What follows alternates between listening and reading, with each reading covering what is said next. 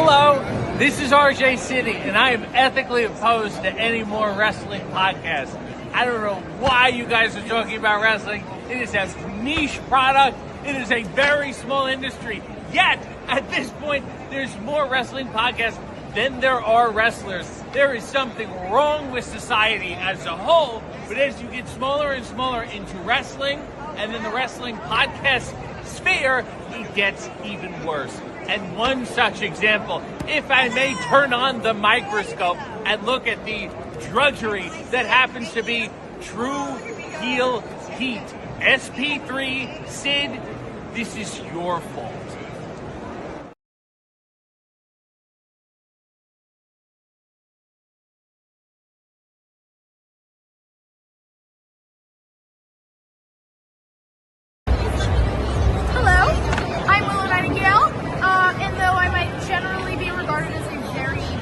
Upbeat person, you're watching Tru Heel Heat.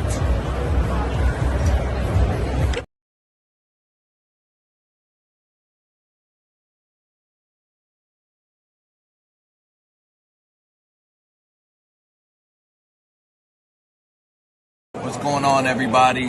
This is your former AEW World Heavyweight Champion. Once a champion, always a champion. Swerve Strickland. Whose house? Swerve's house. You're watching Tru Heel Heat podcast.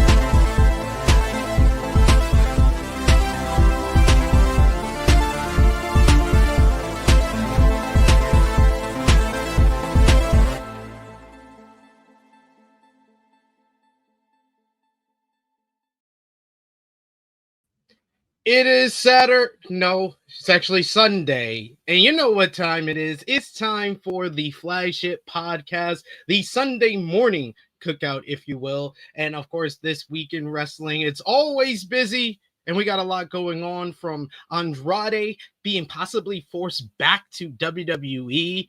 Meanwhile, Chris Jericho is willing to go back to WWE if they have a multi-million-dollar contract for him.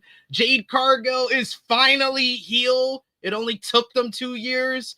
We also got to discuss Bron Breakker not being involved in the World Heavyweight Championship scene, and if that means WWE thinks he's not ready. And do WWE fans hate Jey Uso? Plus, we got to talk about all the ramifications from AEW WrestleDream last Saturday, last night's Halloween Havoc, and much, much more. It's the flagship podcast. Y'all know what to do. Hit the intro, and let's get started.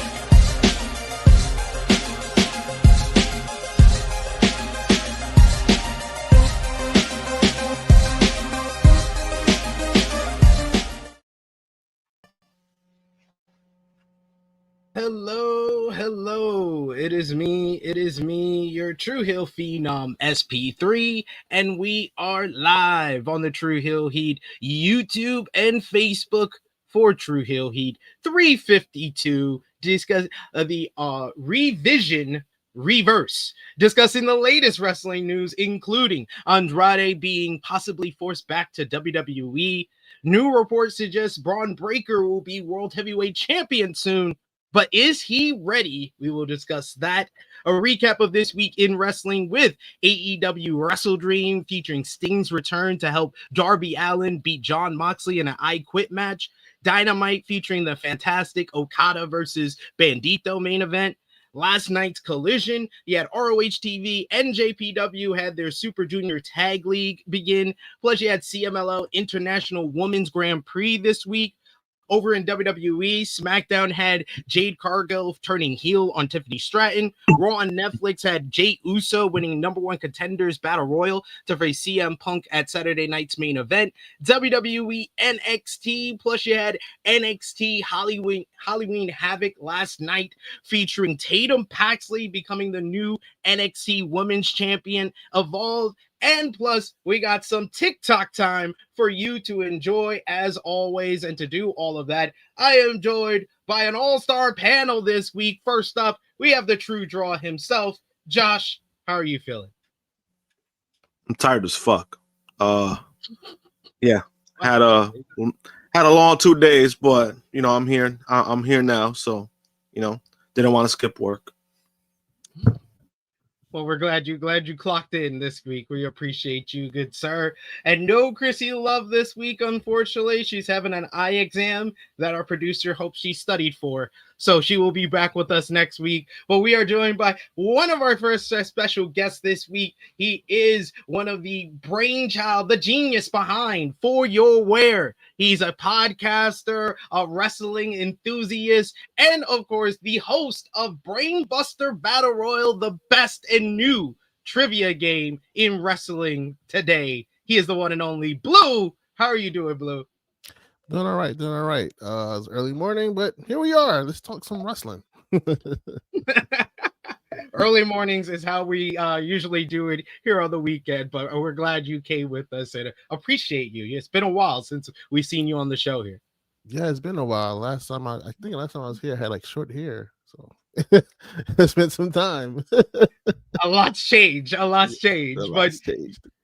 We got you on here, and we appreciate all of y'all if you're joining us live, or appreciate y'all if you're watching us on demand. Either way, show your appreciation back. The simplest way possible is by dropping a thumbs up on this video. That helps out the YouTube algorithm.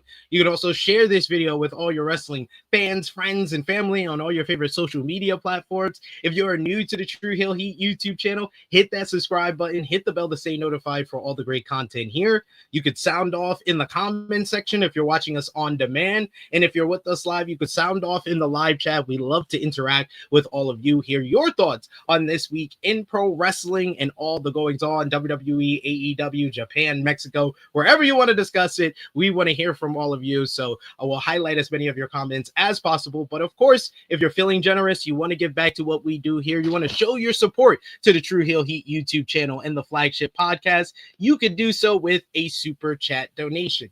Any dollar amount matters. It goes back to the contributors that you see on screen with us here. And we always appreciate the support. We got Zach Minger in the chat today, who tells us that it's National Chicken Fried Steak Day, SP3 what? And Josh. Apparently it's Chicken Fried Steak Day. Apparently it's every day is a day somewhere. It's a national day. That's what Zach tells us every week. Nice. Chicken fried. So you learned something new, Blue. You learned something new. I don't think I've ever had chicken fried steak, so I don't even know what that entails. But yeah, I was like, is it chicken or is it steak? That's confusing. Like, how does that work? Do they blend them together? Like, what are we doing?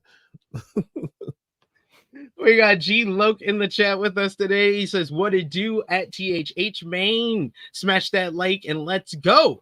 I wonder who makes these days up. LOL. It's probably Zach. But we also got Eric Isaac, who says, hey, THH Champ. Congrats to Champ Packs. We got some other notes from this morning's Marigold show. They had their big summer Destiny or Grand Destiny show this morning. Blood Money saying Marigold, Summer Destiny, Io Sky versus Mayu Watani, match of the year candidate. Miko Ano and Victoria Yuzuki wins their respective championship. And Sanal Grandpa Manoru Suzuki is at Marigold. So yes, there was a lot that went down at this morning's Marigold. We're gonna go into it a little bit more next week. Because it's a shorter week for us because we're going to be live here on Saturday, and I wasn't able to watch the whole show quite yet. I did see highlights from the Io Sky and Mayu Watani matchup, and it looks incredible. So I want to give it the proper love and respect and talk about it more in depth next week. Give Josh and Krssi and myself the chance to watch the whole show, and we could talk about it next week, and especially when Krissi's here. She's our representative for the women's wrestling community. We also got Blood Money, who says Dirty Dom retains the AAA Mega Campeon at Heroes Immortals 17 at AAA. The Wyatt 6 wants AAA tag champs. Blue, what do you think about WWE and their purchase of AAA, and what have you thought about their kind of integrations with like Dom winning the Mega Campeon? I mean, Dom's been doing pretty well. He's starting to give his dad's real vibes, Eddie Guerrero. When he's just a heel, you hate to love him. Like, you know what I'm saying? Like, it's one of those situations, and he's really starting to grow into that role. So it's interesting that, he's winning with the AAA. I mean, that was a smart move. If he's not ready to win the big one in WWE, let him do it at AAA for a bit amongst, people that he's known with, like, you go to Speak Spanish, everything like that, and then come back. Let's see how he grows in that market, and then maybe he'll do the same thing in WWE. But he's definitely on the grow right now, and like he's giving good vibes. Yeah, he's the guy that feels like him and Bron Breakker are the two guys that feel like they're the young guys that they're actually ready to push and feel like the future WrestleMania main eventers that they always talk about. It's kind of like when Randy Orton came up as a second generation wrestler, and you saw his evolution in a sense, right? Like you see the same thing for these two, so it's always dope to watch those growing. Absolutely.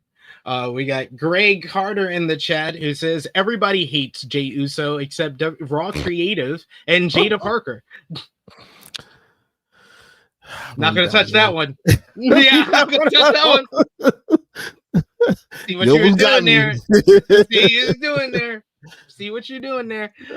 We also got some love for Blue in the chat from Power Driver Finisher. Blue's been on THH and Grab City this weekend. He's real promo run.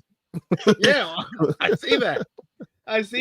But yeah, the main reason that you're here is because you have a brand new show, Brainbuster Battle Royal, a trivia game unlike anything else. Let the people know about it. Tell them a little bit about it. Kind of give your promo and pitch them on Brainbuster Battle Royal, because I feel like you have some interesting people, some good people for trivia games on that lineup. But let the people know. We'll give you the spotlight.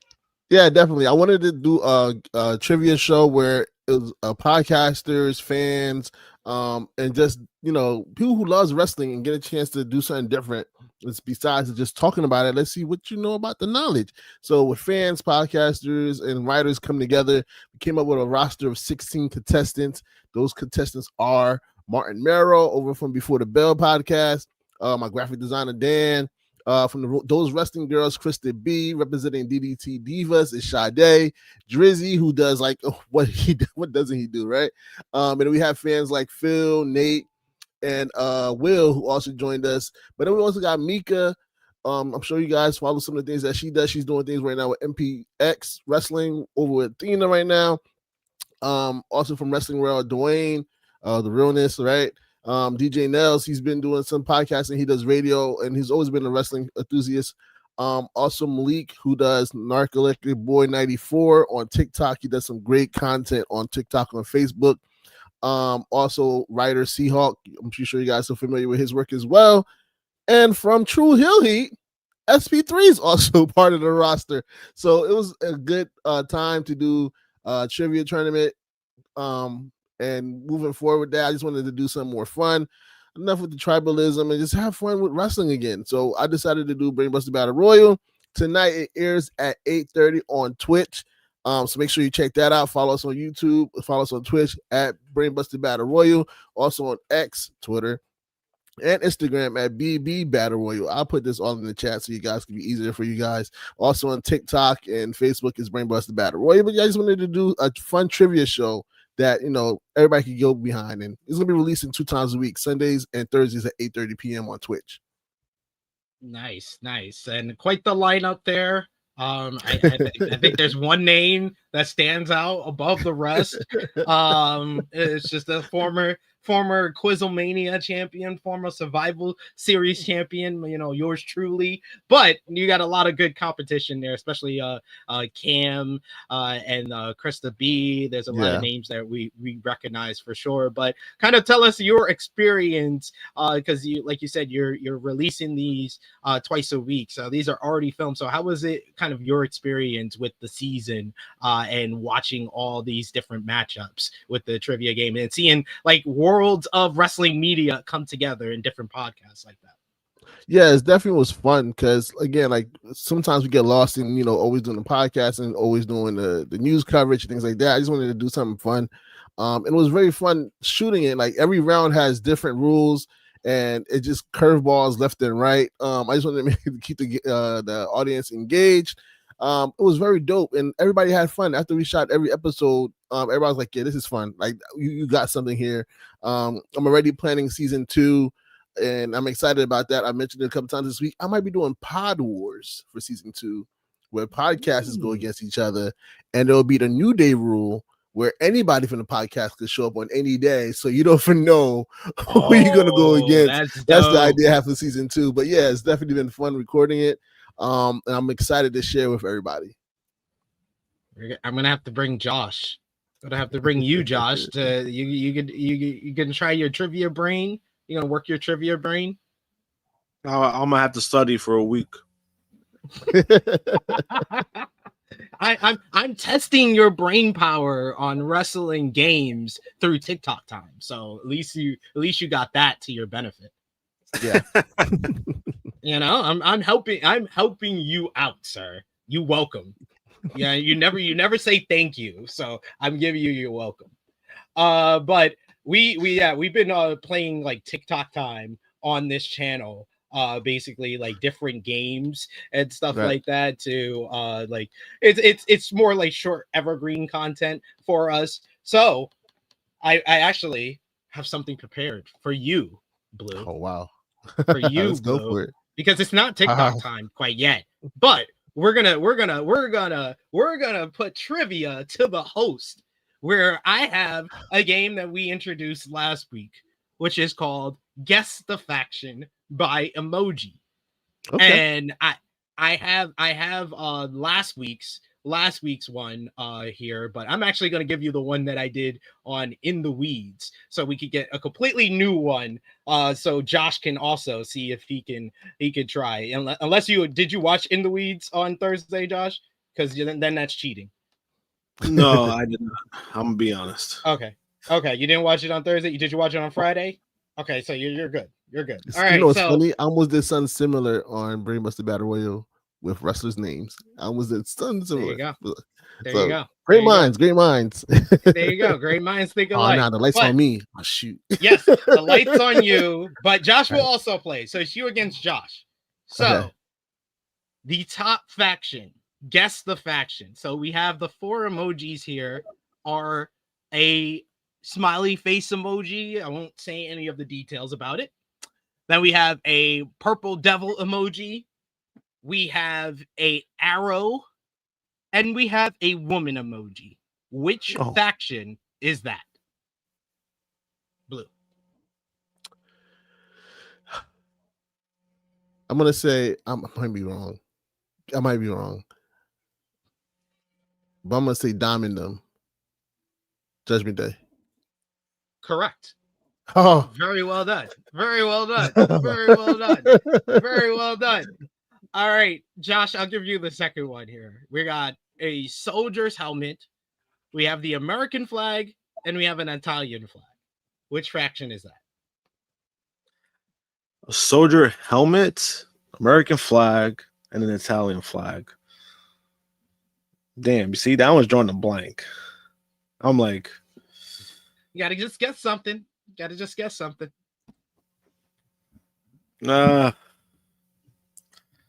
I really don't know. Gotta just say something. Say a faction. I know it. Say a faction. Oh fuck!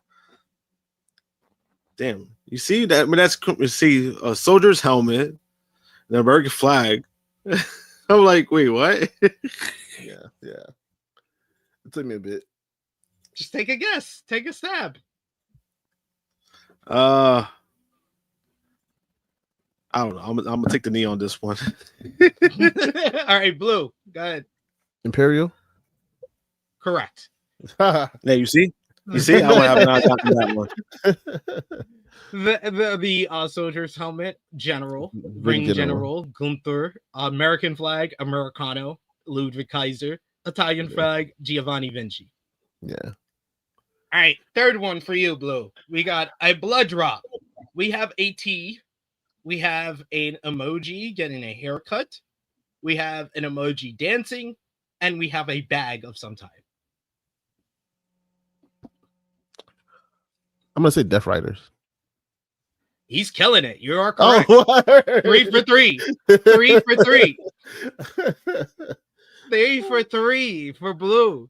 All right. I'm actually good at this. I don't know about that. All right. Next up for you, Josh, we got an emoji, which is making some type of face. I won't say what. We have an arm flexing. We have a fist, and we have the world's globe. Oh, Nation of Domination. Correct. See, The now Rock- you got The the Rock's flow. eyebrow. The Rock's eyebrow. Mark Henry is the flex. The fist is all of them. The Nation of Domination pose, and the world is Eurocontinental champion D'Lo Brown. As far as the Death Riders, it's the blood is Jon Moxley. The T is a Swiss T. That is Claudio Castagnoli. The haircut is Pac.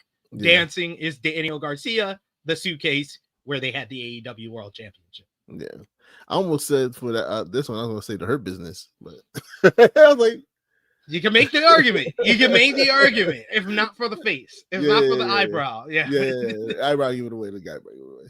I thought he was just mad. All right, we got you next, Blue. We got a skull emoji. We have a gun emoji. We have a man emoji. We have a phone emoji, and we have a blonde emoji. I might get this wrong. Faction?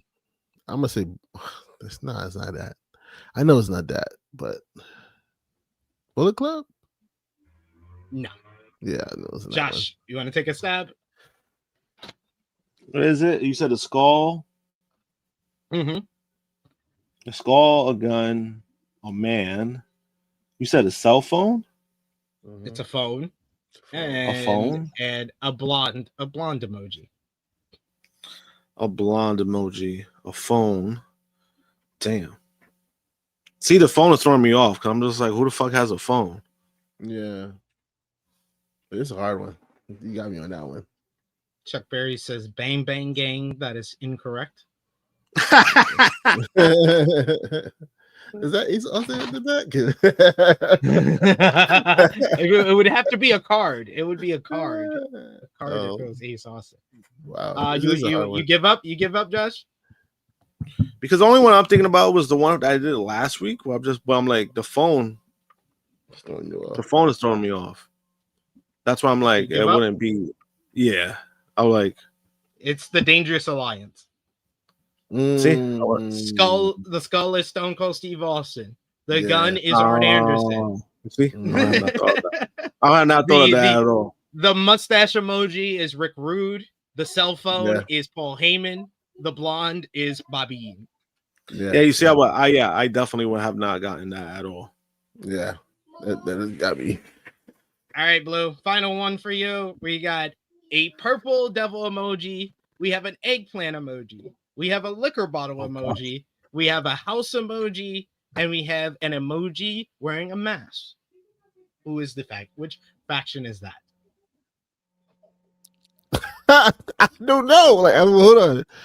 The liquor bottle threw me off. Let me think. Who is it again?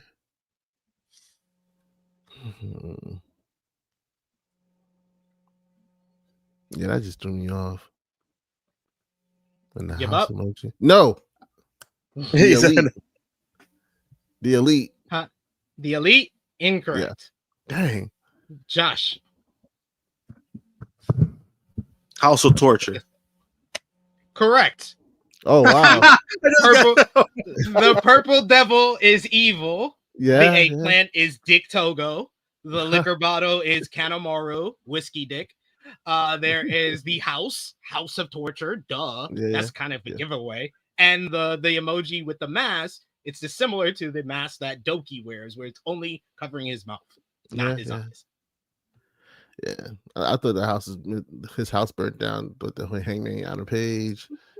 Yeah, it's just I just went all the way around. I just created my own thing. I'm wrong. That was good though. Yeah, see. So this is kind of the games that we play over here. That's fine. That was dope. I wanted to give you a try at that, but we'll have TikTok time a little bit later for everyone else. But we're going to get into what we missed very shortly here. Before we do that, we have our Tru Heel roll call, shouting out all of you who's supporting us across social media and here on the Tru Heel Heat YouTube channel. Our top 3 conversation starters on our Tru Heels group page on Facebook. You got Jermaine Packman, you got Joe Bellini, you got Stewie John Palmer. Our Patreon backers, you got Vala B, you got Negro Buck, Nick Jackson, you got Professor Chris, Trey, Robert, Steve, Ladarius, John Martin, Dolores, James, Allin, Santo, Justin Rich, and Chuck Berries. Thank you so much for supporting us over at patreon.com/Tru Heel Heat. $3 a month gets you exclusive content. That's the best place to support us when we are not live here. But without further ado, let's get into what we missed. And we're going to get into AEW WrestleDream to start off from last Saturday. The show featured Darby Allin defeating Jon Moxley in an absolutely insane I Quit matchup, which featured skurs. You had a taser. You had a table toss by Claudio Castagnoli that nearly killed Darby Allin. Death Riders through 2 tables. A fucking aquarium with a drowning attempt, and finally, Sting, not just any Sting, but Old Man Santa Sting.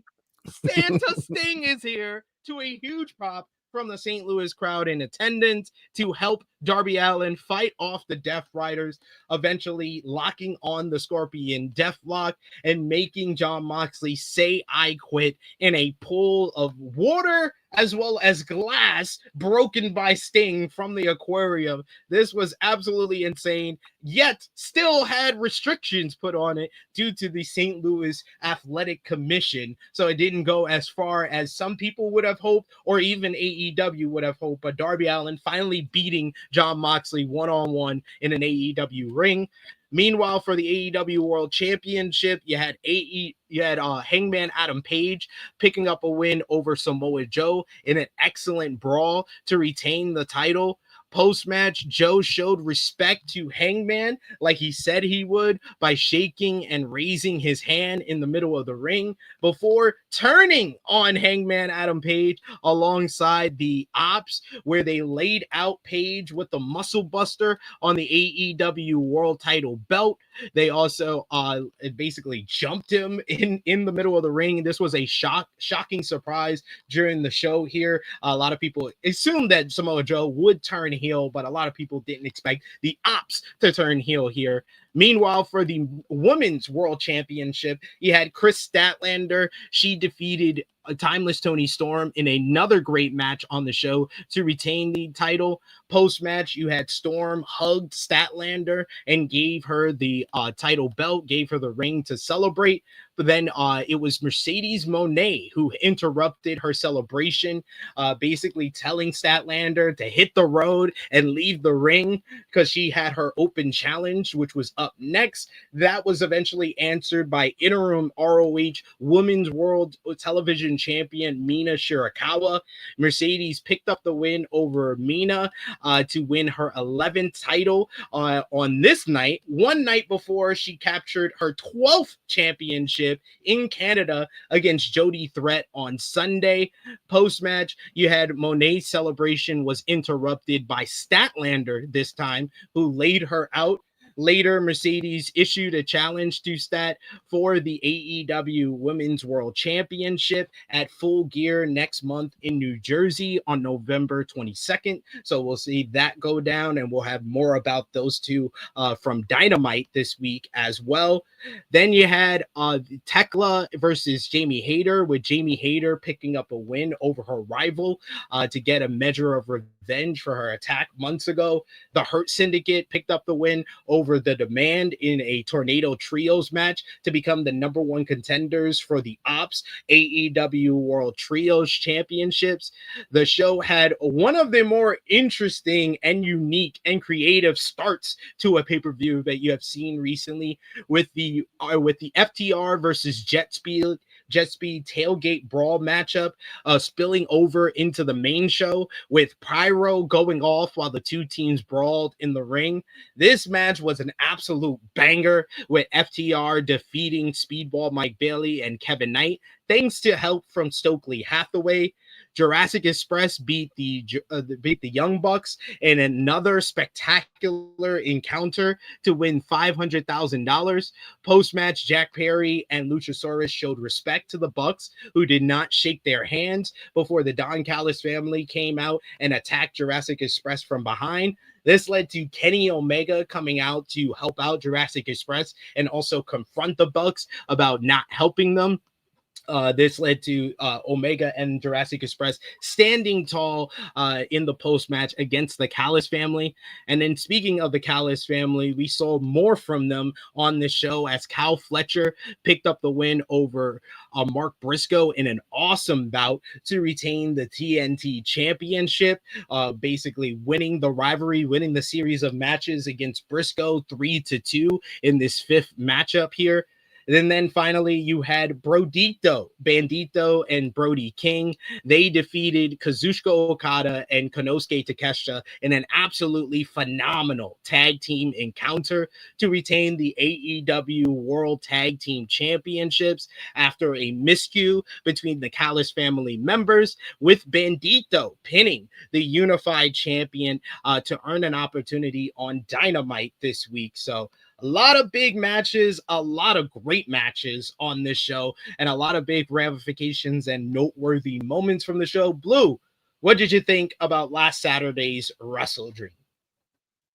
It was an amazing show, as usual. When it comes to AEW, don't really lack on the pay-per-views. I enjoyed all of it. Now, before with the main event, I was kind of worried about the finish, but then later on you learn about, the restrictions of the commission, you kind of understand it more, but it also plays into the storyline with Jon Moxley and his fear of submissions. Yeah, I was like you. I had my hesitations or like my nitpick, like, oh, it was a little too easy. But I think that Dynamite erased any questions or doubts that I had about the finish, where yes, Moxley is the big bad bully. But what have you always been told? Whatever you always saw from any type of media, any type of art form when it talks about bullies. The bully is a bully until you stand up to the bully, and then they become a coward.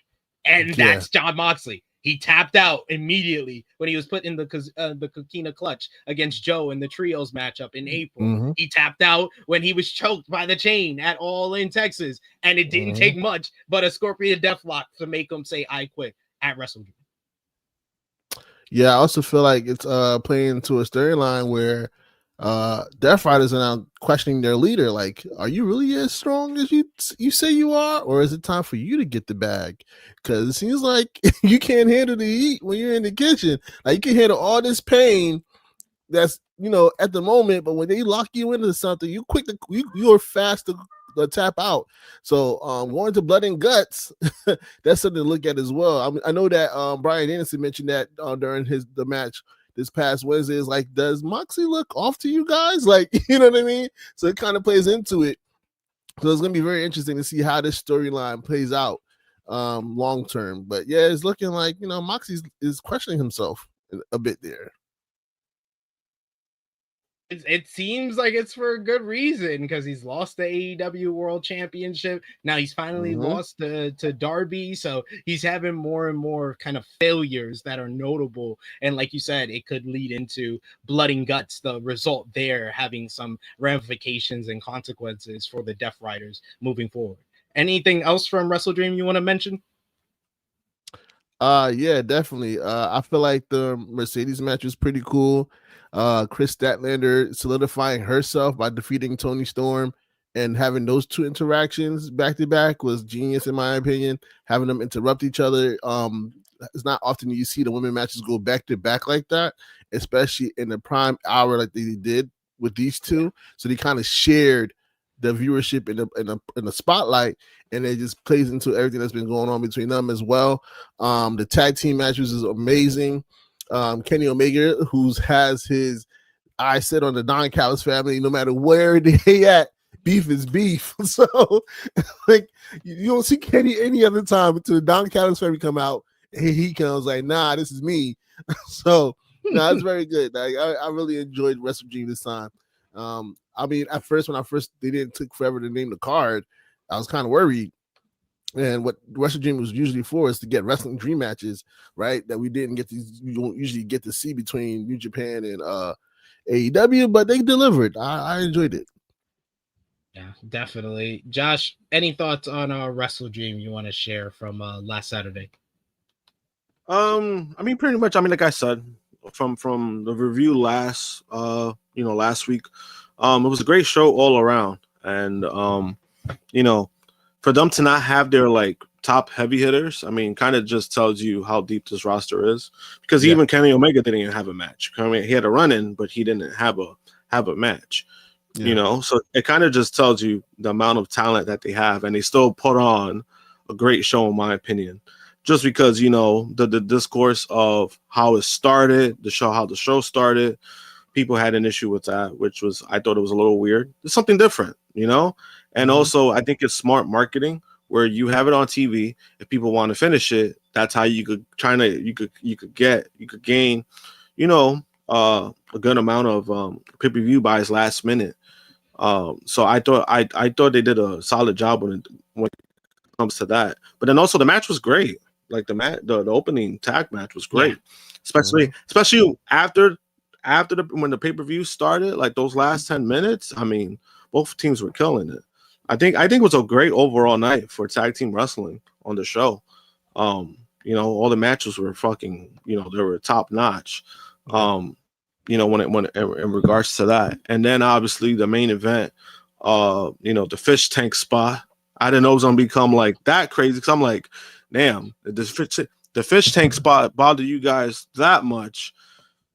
I guess you probably haven't been watching AEW long enough to know that they've probably done worse than that. Yeah, spot. there are worse spots than a drowning attempt, but I don't think there's anything that I thought that I didn't expect more than a drowning attempt. Yeah, definitely. Yeah. But it also kind of played into that factor because obviously the whole, when Darby was using fire, obviously in St. Louis, that's, that's not allowed. So the fact that the counter was water, I thought it was kind of plays smart to that too. Yeah. Also, it was a smart move. I also agree with the beginning. Like, I don't know how far people been watching wrestling, but back in WWF days and WCW days, they used to do that all the time where they'll start you off on the pre-show and then carry it over to the pay-per-view to try to get buy-ins. And also on the weekly shows, if you remember, once it hit a certain hour in WCW, WWF, there's fireworks going on in the background while the match is still happening. Yeah, WCW Nitro used to do that. Yeah, it was to be Raw is War. And then we went into the war zone, like, you know what I mean? So it was always a thing. So I don't know why people was confused. Like, it was just an old school tactic. Yeah, I thought it was a smart move by AEW to do that because I wasn't expecting that. And immediately when I saw the pre-show card for the Tailgate Brawl, me and Jimmy were on this channel saying, like, this matchup should be on the main card. FTR and Jet Speed. FTR is one of the best heel acts in wrestling today, and Jet Speed is one of the best new tag teams out there, and they delivered. And I just thought overall WrestleDream was a great night for not just the tag team division, but for the women's division. The women's division getting 3 singles matches on the main card for a pay-per-view for the first time. That was significant, setting up a big champion versus another big champion versus champion matchup for Kris Statlander versus Mercedes as well. That was a big noteworthy moment from the show. And then the tag team matches were the best thing on this damn show. I think the Brodito versus Okada and Takeshita was the best match on the show. I think Jurassic Express versus Young Bucks was the second best match on the show. And there's an argument FTR and Jet Speed is the third best match on the show. That's how good those tag team matches were. And it also set up for the women's tag team division tournament as well on WrestleDream in multiple facets between Mina and Tony coming together, and then we got to see Queen Aminata come out with Hater, you know what I'm saying, and then later on playing for Mercedes to get a tag team partner to go against Kris Statlander's ally, you know what I'm saying. So it really played into the whole thing this weekend. It like the AEW did a very good job of tying all their storylines into WrestleDream and carrying over into Dynamite. Yeah, I thought Dynamite was a quality kind of post pay-per-view show where it still kind of referenced and did what it needed to do to kind of talk about WrestleDream, but they were eyes forward for next week's show, which is the Fright Night Dynamite, and then also Full Gear coming up next month. But really strong show by AEW, and like Josh said, it's surprising because of how much talent they're missing right now. Like it really tells you that they're in a good space where they can't miss on pay-per-view. Like that's the thing that they can kind of do in their sleep. Tony Khan has that roster and he just makes the matches, and it's all up to them really on the pay-per-view night. It's not like week to week. It's up to the creative to tell the story and build anticipation for matches. So sometimes you'll have the off week, but pay-per-views are all up to the talent, and AEW, their bottom floor seems like an 8 out of 10 pay-per-view at this point. Like that's their bottom.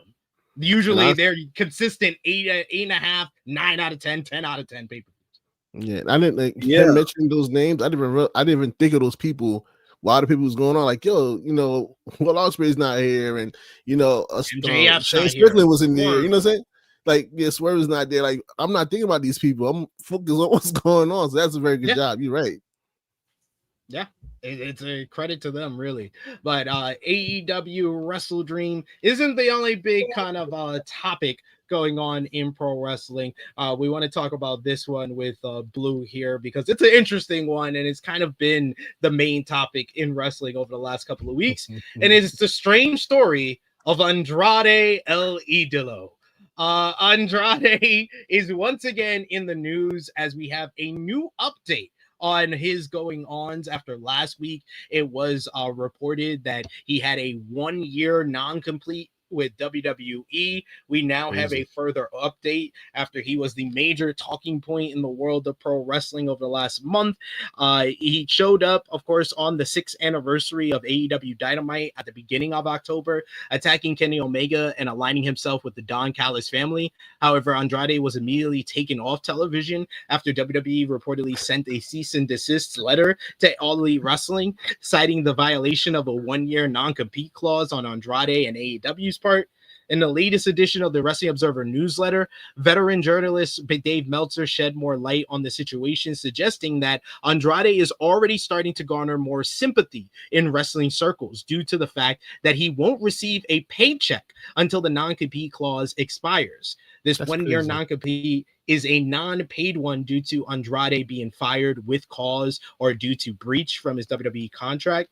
However, Meltzer expects El Idolo to become a massive babyface in AEW once the clause expires. Meanwhile, Andrade has been advertised for an upcoming indie event by Big Time Wrestling. He is set to battle Donovan Dijak on November 1st, and it will be interesting to see if and when the former WWE superstar returns to All Elite Wrestling television.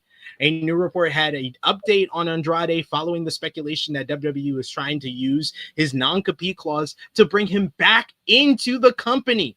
PW Insider reported on Friday that there's a belief in Lucha Libre circles regarding the non-compete clause from WWE. People in those circles believe that WWE could be using the 1-year non-compete as leverage to persuade Andrade to return to the promotion.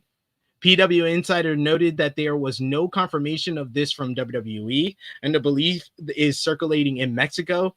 Fightful Select checked in with sources in WWE about the matter, and the site reports that according to those sources, Andrade is not factored into any creative plans. However, they would not elaborate beyond that. He is advertised for that big time wrestling show, and the Wrestling Observer newsletter say he's garnering sympathy. But then Andrade took to social media answering a question about his career, where he was asked, how do you feel in your current situation? Answering the question, Andrade answered, I have health, and that's the most important thing. His Instagram stories post also featured a clip of him working out with some weights in the gym. Andrade was reportedly fired from WWE after what was said to be multiple wellness policy violations. He then quickly signed with All Elite Wrestling, making his TV return on October 1st. After his Dynamite appearance, he disappeared from television after WWE basically sent a cease and desist about a non-compete clause. As a result of the non-compete clause, he cannot wrestle, he cannot work in wrestling, sports entertainment, or MMA groups not owned or affiliated with TKO in the United States for 1 year after his termination date. That means he will likely still be allowed to work dates outside of the US. And when asked about the situation, Tony Khan said, I would just echo the sentiments again when Andrade had left in 2023. I have a ton of respect for him, and I'm saying as much as I can say about it, but I appreciate you asking, and I'm excited to see what's next for Andrade. It remains to be seen what's next for Andrade in wrestling, as we don't know when this non-compete clause was basically put intact. Will it be from his debut in AEW? Is it from his release from WWE? I mean, Andrade has to be one of the most hilarious stories of 2025. God bless Andrade. What do you think about this whole situation, Blue? I said this on Grab City yesterday. I feel it's a situation where WWE didn't expect him to go to AEW because there was all these rumors how he left AEW abruptly and he left on bad terms. So when he went right away over there, they're like, wait, I thought you burnt that bridge.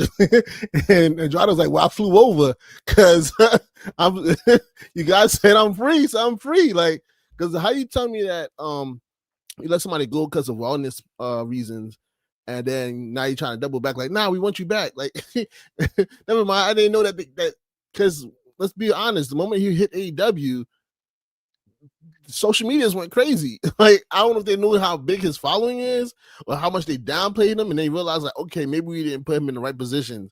Because from what I remember, what I saw on socials was Andrade doing speed matches and tag matches and being stifled as a, you know what I'm saying? So I feel like they didn't realize what they had until he made that debut back on AEW and they saw the numbers jump for AEW. Like, wait, whoa, hold up. Nope.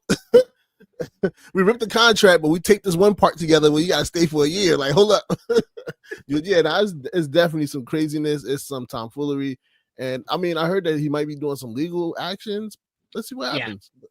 Yeah, David Otunga did a YouTube video this week saying that he could definitely win in court for this like 1 year non-compete, non-paid. That's crazy. 1 year non-paid non-compete. I thought it was That's ridiculous. I always thought when you get a non-compete, you still had to get paid until date. So to hear, first of all, it's usually 60 days most. To hear a year and you're not paying, and that's not even the longest one. Like I told these guys last week who else had a non-compete, and then they came out and said it this week. Samantha Irvin. We'll talk about that a little bit later, but she's under a 2 year non-compete. Like, at least she's getting paid. At least she's getting paid on the But here's the thing: these are what are they called? Contract workers, and you giving them these long non-competes?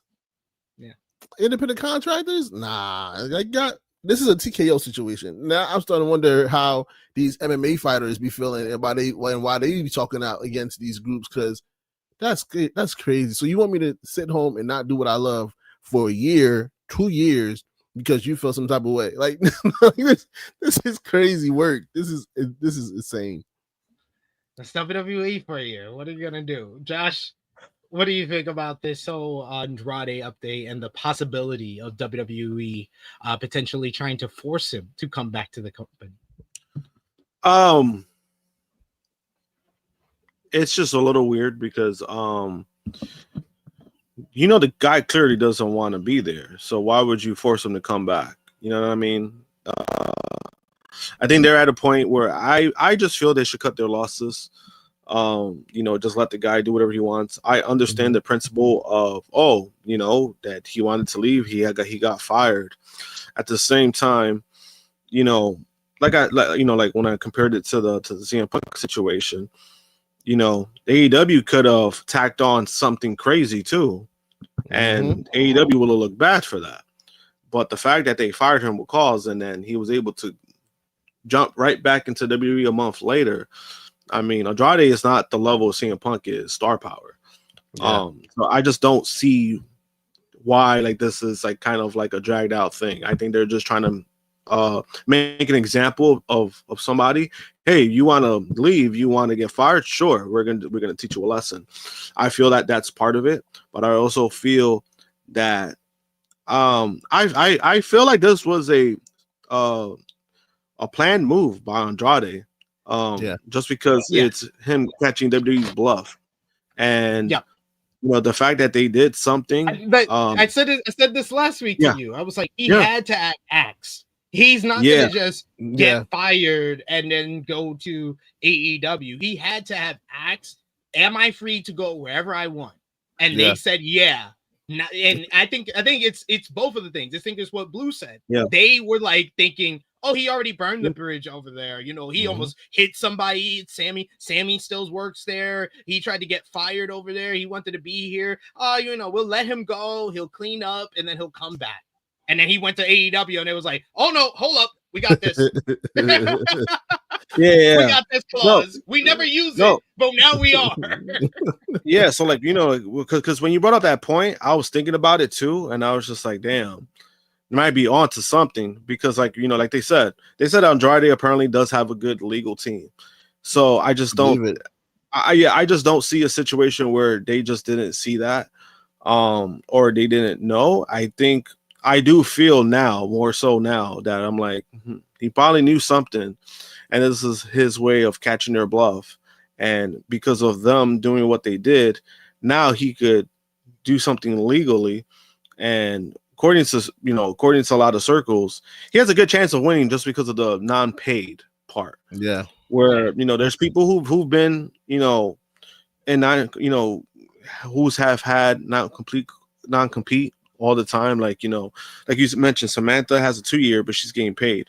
In Samantha's situation, since Samantha just didn't want to be there anymore because she felt like she wanted to do more. They didn't want to have her do more than what she was doing, even though she was good at her job.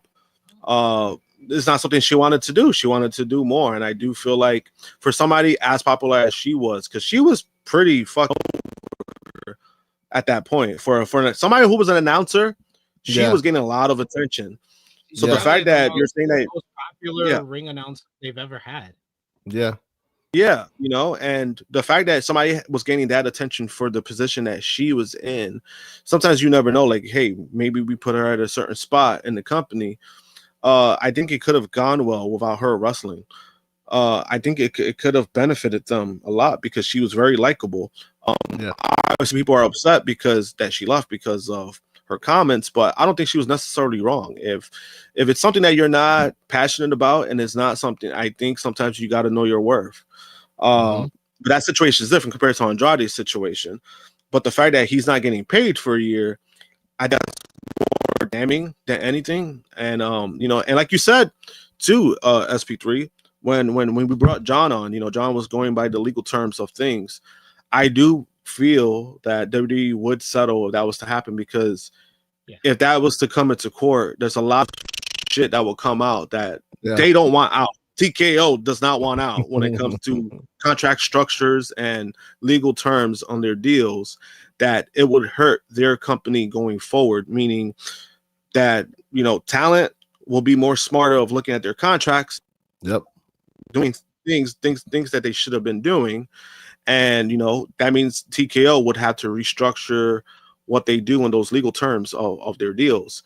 So I think it's one of those situations that if he does do it, which I do feel like he is probably going to take him to court, because now he has a better chance of doing it because they did do what they did.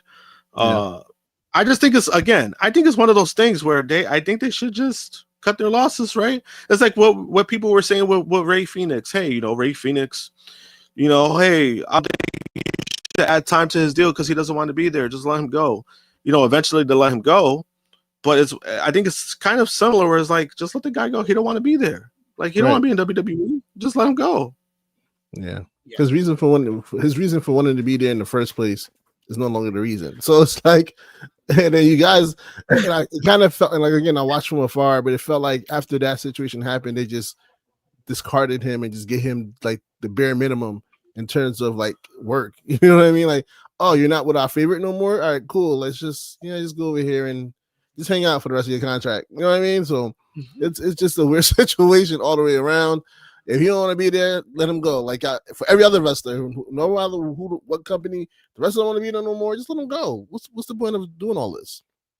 Yeah, and like Jimmy Macaram said it too. He was like, we're doing all of this for Andrade. He was like, this is not Roman Reigns. This is not Cody Rhodes. CM This Punk. is not Seth Rollins, CM Punk, Drew McIntyre. Like, this is Andrade. This is a guy that you twice got and twice told him you are lower mid card. Yeah. You twice told him you're lower mid card, but he's the guy that you're gonna go to court over because you don't want him to get one up on you. You don't want it to feel like he got himself fired so he could go back to the competition, because that's bad for your reputation. That's bad for the stigma, the fan perception. I mean, you've been doing a whole bunch of bad shit for that anyway this whole year. So what does that matter? Yeah. And it's not the worst thing they've done this year. It's not. No, it's really not. It's really not. And like that's WWE. Like they care more about how they look to the outside world than anything else. Which is not really like wrestling fans. I'm talking about like mainstream media. Mainstream media, like the big names, the big platforms, that's what they care about. They don't care about wrestling fans. Don't get me. Which is like, but they don't care about you. Which is kind of like, to me, I always found that weird in general. It's like, by you compressing something, like it still makes you look worse. Like I just don't understand that part. It's like, what the fuck? Because even if Andrade was in AEW right after the debut, right after him returning, right after all of that, nobody would, be in AEW. Nobody sees it as a one up. Nobody sees it as like, oh, like a big gotcha. But the fact that they're doing this in this fashion, I'm like, making yourself look worse for something that you think you're doing right. It's just weird. Because because even the EK situation, like I mentioned, we understood what he was doing, and I do blame the Lucha Bros for it. But it's more the perception of, if they don't want to be there, just let them go. And to TK's credit, he ended up letting them go. So that's why nobody talks about it anymore, because he did what people wanted him to do. Right. So I think WWE is at a point where it's like, I get it, you're not paying the guy, but then it's like, that's what makes you guys look even worse, that you decided to add this clause, but then you're not paying him for a year. That's wild to me. Yeah, see, and that's what I was saying. Like, I don't know how they treat the other MMA fighters. That's some crazy. Worse. It's worse. And UFC is it's far worse, because even when guys like, say, like lower tier guys, when they fight, they don't get, there's not a lot of money. People, right? No, it's not a lot of money. Even it's like some of the top tier guys, they'll get like a percentage of like pay-per-view buys and stuff like that. But you're talking about like a pill, like you would need to be like freaking like Alex Pereira at this point to get like millions of dollars in UFC. But besides that, their pay is a lot worse than wrestlers' pay. That's crazy. That's nuts. Somebody from NXT is probably getting paid more than a UFC fighter. That's probably like in the top 10 rankings. That's Jasmine Nix already told us how much they're getting paid. Yep. They're getting paid $60,000 a year. It's bad. It's really bad. It's never been great. We got one of our members here, Vala. Thank you so much for the chat. He's been a member for 28 months. Thank you so much for the support, Vala. He says, man, when we get the Family Feud thing working, it's going to be a content farm. Vala, just to update you, I got the app or whatever it's called, like the system to set it up. All I need is time to set it up, and we might just say scrap all the news and the shows from the week, and that's going to be an episode of Tru Heel Heat. It's Family Feud, Tru Heel Heat. It's going to be epic. Tag me in. I want parts. I want parts. Have you seen? They have it on YouTube. It's called Because We Feud. Blue? No, I haven't. Look it up. It's basically these three guys who are just like this on like StreamYard, and they play a black version of Family Feud. They have they have a Patreon, and they get 50 people on the Patreon, so they could be like, we asked 50 people, we asked 50 black people for the answer to this. One of them was, we asked 50 black people who's the most famous black WWE superstar. And like The Rock wasn't the top answer. It was actually Booker T. Wow. Wow. So they have Booker T was the top answer. I need to know who these 50 people are. I literally watched one just now before we went live, and it was like, what's the we asked 50 black people, what's another way to say thank you? And it's like, good looks, appreciate you, bless, a handshake, that's the way to, words, but a dap. Yeah, dap. That's hilarious. I gotta check that out. That's dope. That's really dope. All right, but thank you so much to Blue for joining us today. We appreciate you coming through. We want you one more time, let everybody know where they can follow Brainbuster Battle Royal, where they can watch it every single week, Sunday and Thursday evenings over on Twitch, and anything else you want to plug for your wear. Get your merchandise, get Tru Heel Heat merchandise at foryourwear.com, and get anything else you need foryourwear.com. He's got the best merchandise in the wrestling game. Blue, the floor is yours. Let the people know where they can follow you. Definitely. If you haven't already, follow me on Twitter, X, whatever, Instagram at Blue Magic Grind, spell how it sound. Also follow For Your Wear, FORURWEAR on Instagram, Twitter. And you can follow Brainbuster Battle Royal at Instagram and X at BB Battle Royal, and on TikTok, Facebook, YouTube, and on Twitch at Brainbuster Battle Royal. The very first episode is tonight, streaming at 8:30 p.m. It will be Drizzy versus Cam to open up the episode 1. Make sure you check that out each and every Sunday and Thursday at 8:30 p.m. We will be releasing a new episode, so make sure you follow us and get that right. And again, get your merch, get your Tru Heel Heat merch, and other wrestlers on For Your Wear. Head over and get some merchandise right now. Yes, support For Your Wear. Thank you guys again for having me on the show. Also, this was fun. Let me know about the Family Feud. I enjoyed the emoji ones. It's a good time. Thank you, but we're gonna definitely have you on pretty soon, probably before Brainbuster this season of Brainbuster Battle Royal ends, so we could talk about the finals, whoever makes it to there. All right, definitely. I appreciate that. All right, Blue. Thank you so much, man. Peace, appreciate you, Josh. Later. All right, take care. All right. We got one guest down, and we got another guest coming through. We're going to talk a little bit about what went down at WrestleDream, as well as some more about Andrade El Idolo. With this individual here, he is the owner and co-host over at Dirt Sheet Radio. The one and only Jon Escudero is back with us. Jon, what's up? Hello, everybody. How y'all doing, man? Good to see you. Good to see you, good brother. We appreciate you coming through today, man. I appreciate that you have me on. It's always fun coming on a Tru Heel Heat, even if I be late, which I apologize for.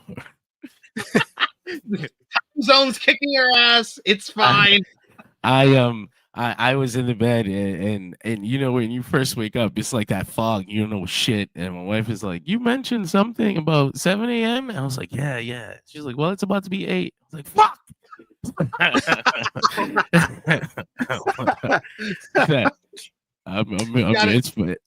I get down. No, it's great. it's great. She got me. She let me know. I come down. I turned the computer on, and then every fucking thing shut off. It turns out I hit a fuse, so I had to run out and press that little reset button on the plug. But we're here. I made it. I apologize if I am a Hulk face again. Oh, I love it. I love like thinking that this is just Hulk's voice. Like he can't get on camera and he has to just talk like this. This is great.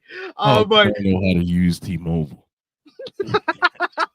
we have talked about AEW WrestleDream, which was the main reason we wanted you to come on this week. Let us know what you thought about AEW WrestleDream, and as always, what we always do when we have you on here, because we usually have you on after the AEW pay-per-views this year. We got 2 more pay-per-views after last Saturday. Where does WrestleDream and how do you rank all the rest of the pay-per-views this year? It's so crazy. It's so crazy because it's like, where the fuck, like, how do you? This was supposed to be like a B show. I was like, I'm coming into this. That won't be too memorable, and then it ends up being a fucking banger. God damn it, this company. I don't even know. I mean, it's one of those things where if you rank it, it sounds like misrepresentative of the quality of the show because it's like, okay, it's not as good as Allin. It doesn't have the emotional height as some of the other shows this year, and it certainly isn't like the best show of the year. But fucking hell, it's only because the other shows were so good, Yeah. And then of course the as we all know by now, the Missouri State Athletic Commission fucking them over in the main event, which kind of scares me for what they might want to do in the potential blood and guts or whatever the next. Because I not to skip ahead, but I was actually bothered by the Dynamite. But they were like, it seemed like we were just like replaying a lot of the things that happened at Wrestle Dreams over to, I don't know if it's the next pay-per-view or maybe just taking it to the next big Dynamite. But I was like, fuck. But particularly Darby and Moxley, I would have given them leeway because I know they got fucked out of what they wanted to do at the pay-per-view. So if they wanted to meet again, maybe not one-on-one, maybe they'll just get a one-on-one segment during the Blood and Guts or something. But whatever it is to make up for what they did on the pay-per-view, which should be said, even though they had their hands tied, it's wild how violent they were able to get anyway. Exactly.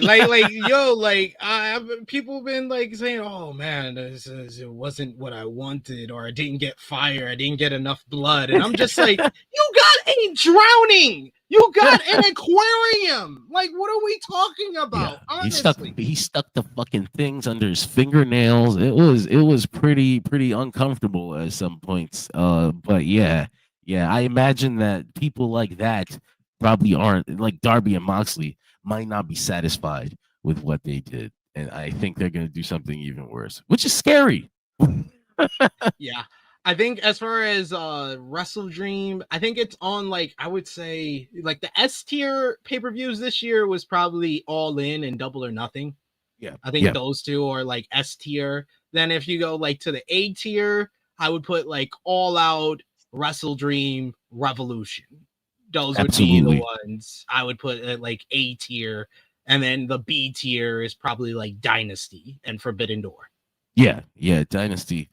We that's that Swerve ending that made everyone fucking want to cry. Yeah. I'm actually on second thought, I'm actually putting Forbidden Door is actually significantly better than Dynasty. Forbidden Door is on the B tier and Dynasty's on C tier. I'm using the tiers a little bit more. It's actually you reminded me how upset I was. I will give that, like, one of the things about Dynasty now, even in hindsight, was like people were so mad at fucking Swerve losing, and that's like a testament to how over he is as a babyface. Like, God, you wanted him to win so fucking bad that it affected your quality when he lost.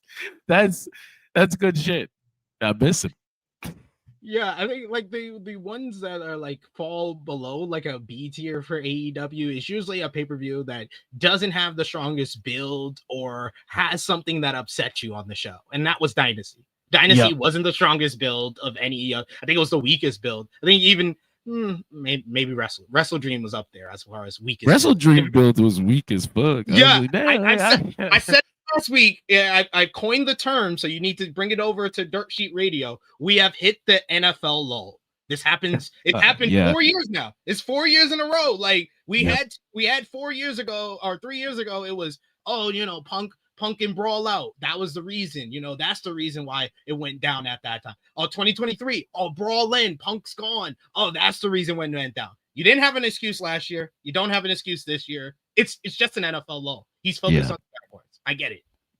Yeah, I was kind of dreading this because it's the thing that it's just a result of him having more than one job. And you're like, motherfucker. But did we talk about this like one of the first times we had you on here back in like it was like early summer? I've always been of the idea, and I still am, like, just you don't need that. Like I obviously you can't, it's somebody's life, and this is probably like everything to him. He can't even imagine life without the NFL, let alone without AEW. But I would just be, I don't know, like it would make me so much more comfortable as a fan if he was focused on AEW and AEW related things only. Like that would be. If the company is so good now, like I can't fucking imagine if we had a Tony Khan with 100% focus the whole year. Can you all year long? A whole year doing this, please? Like shit. And I know there's always like if you build to a very big event like Allin, like there's usually just always gonna be a lull because you have to start the stories over or whatever. But that isn't like the case this year because, like, you get all in and it's like, well, there should be a lull, but then heading into all out, it's like we're still pretty fire. Yeah. It's like you said, it's this NFL. The NFL season approaches, and you start sitting down with your coaches or making moves about changing whatever fucking team and trades. Or I don't watch sports. I'm using general terms, but general terms that I have no idea what means. You do your sports ball stuff, and I know your time gets occupied. But I get it. And this week's Dynamite was funny because it was really good, like a really good wrestling show. But like I was frustrated with the story direction. So, like it was the weirdest 8 out of 10 I've ever given an episode of Dynamite, where I. Honestly, at times I was like, I might go like 7.5 out of 10 because of some of these booking decisions and the fact that they just want to continue on with stories that have reached their logical conclusion. The Demand versus Hurt Syndicate being Exhibit A. You hit 2 crescendos for this rivalry. Why are you continuing after that? Joe and Hangman was understandable because of the post match at WrestleDream, and you made the argument for Darby and Moxley. Honestly, the Darby promo didn't need to happen. even if you want to continue the rivalry, it didn't need to happen. It was like, so nothing. Like he had the big win at the pay-per-view. So when he came out, I thought he was gonna challenge for the title or some shit. Yes. I was like, like, change the direction. That's the only reason you would do a promo in the ring is if he has a new direction to go in. Not him saying, as long as the Death Rider's around, I'm gonna follow around. And I'm just like, so nothing changed. And then they immediately followed that with his opponent having all the changes and ramifications from the fucking matchup. It was insane to watch that.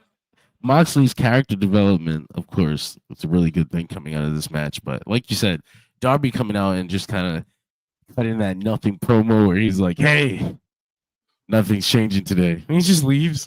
Like, oh, shit. Like, whoa, where'd that come from? What the fuck is this?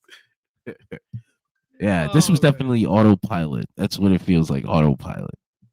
Yeah, I hope it changes. Usually, like that's the thing. Like with WWE and their post-Mania lull, that's a 4-month stretch that goes. Like with AEW, it's only a 2-month stretch with the NFL lull. Because once it's C2 season, Tony cares again. He's probably writing that shit right now. Look around. He's not worried about the week to week right now. He's more worried about the C2. Whatever. Darby Moxley again. I don't care. I'm writing C2 shit. We're on fire over here. He's like, Demand versus Hurt Syndicate. They're like, Tony, we did that last week. Do it again. I don't care. C2, man. You see this notebook? This is the shit right here.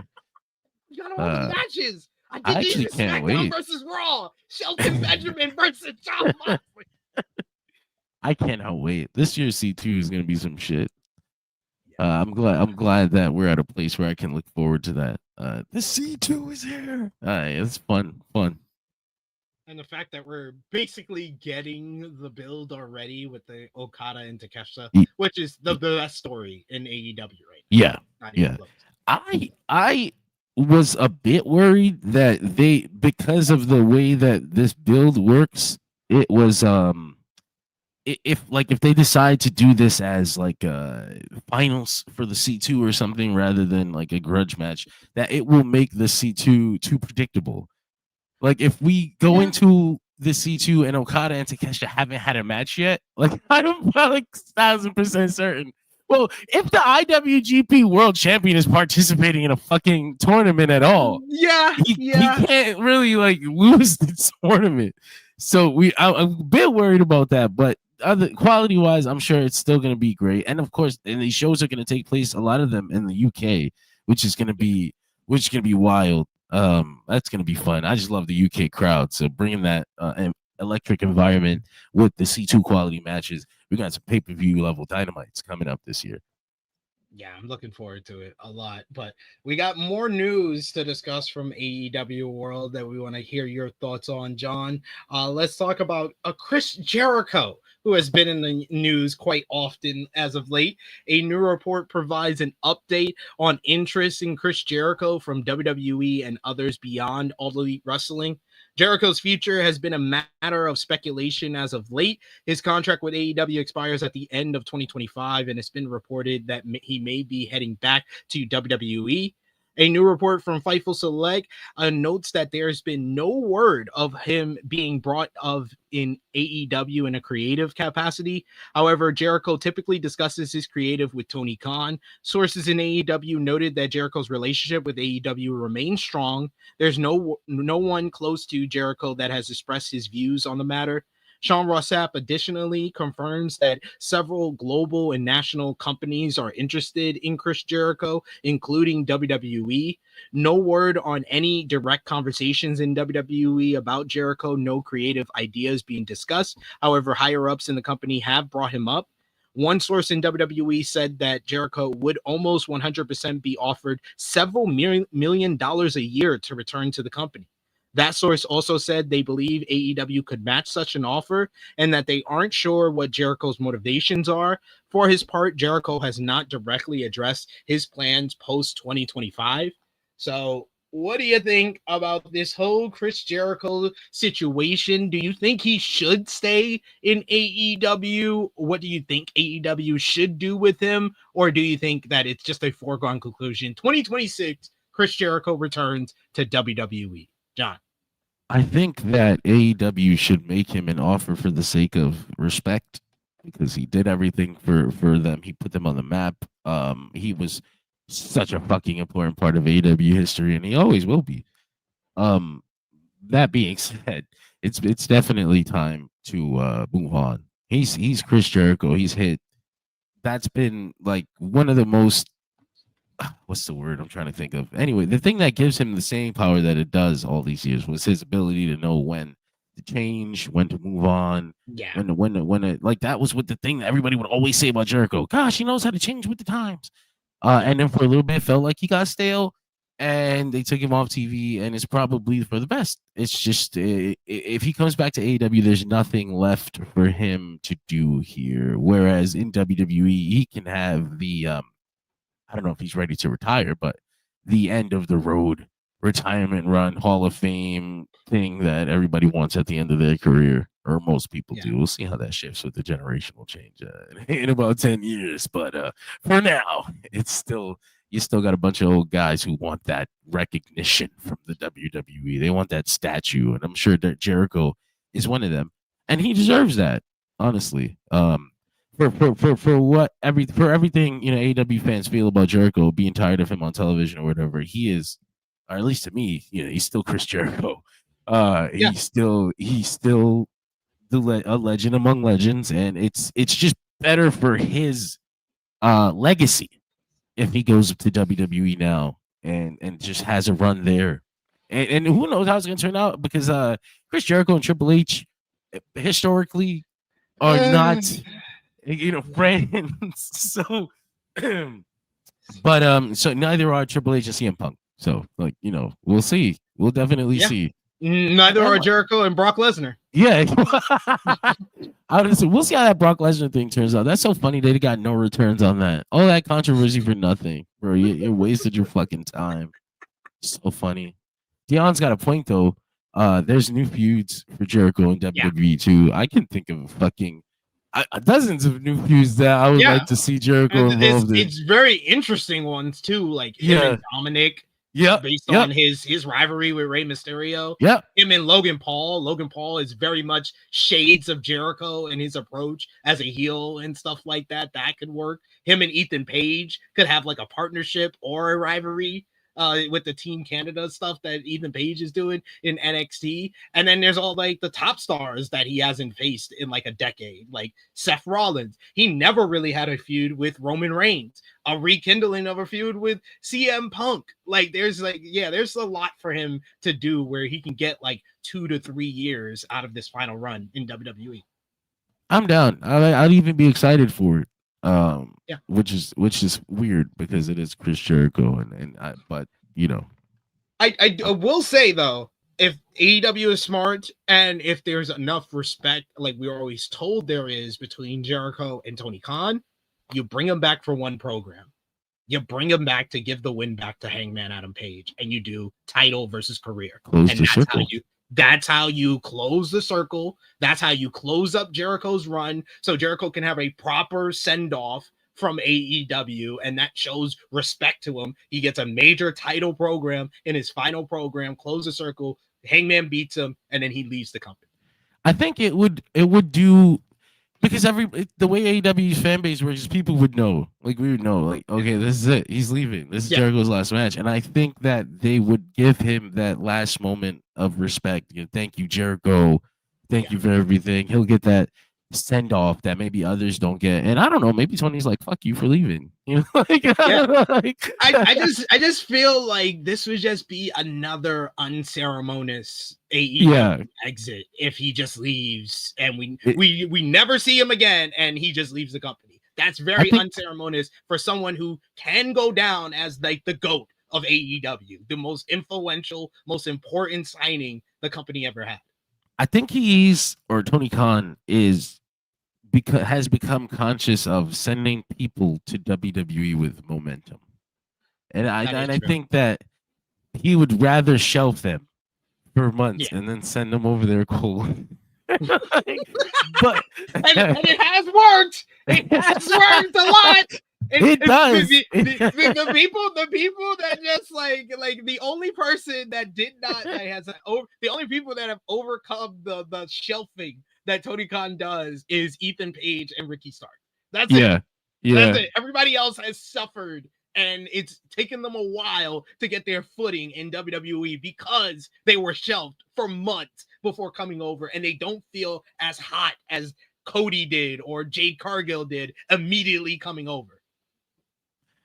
Someone offered Aleister Black and his wife. Are they really called the Black Family? I've gotten that going. I've gotten that trending. I came up with that. I came up with that the day she turned and interfered in the last man standing match. I did an immediate show on Fightful.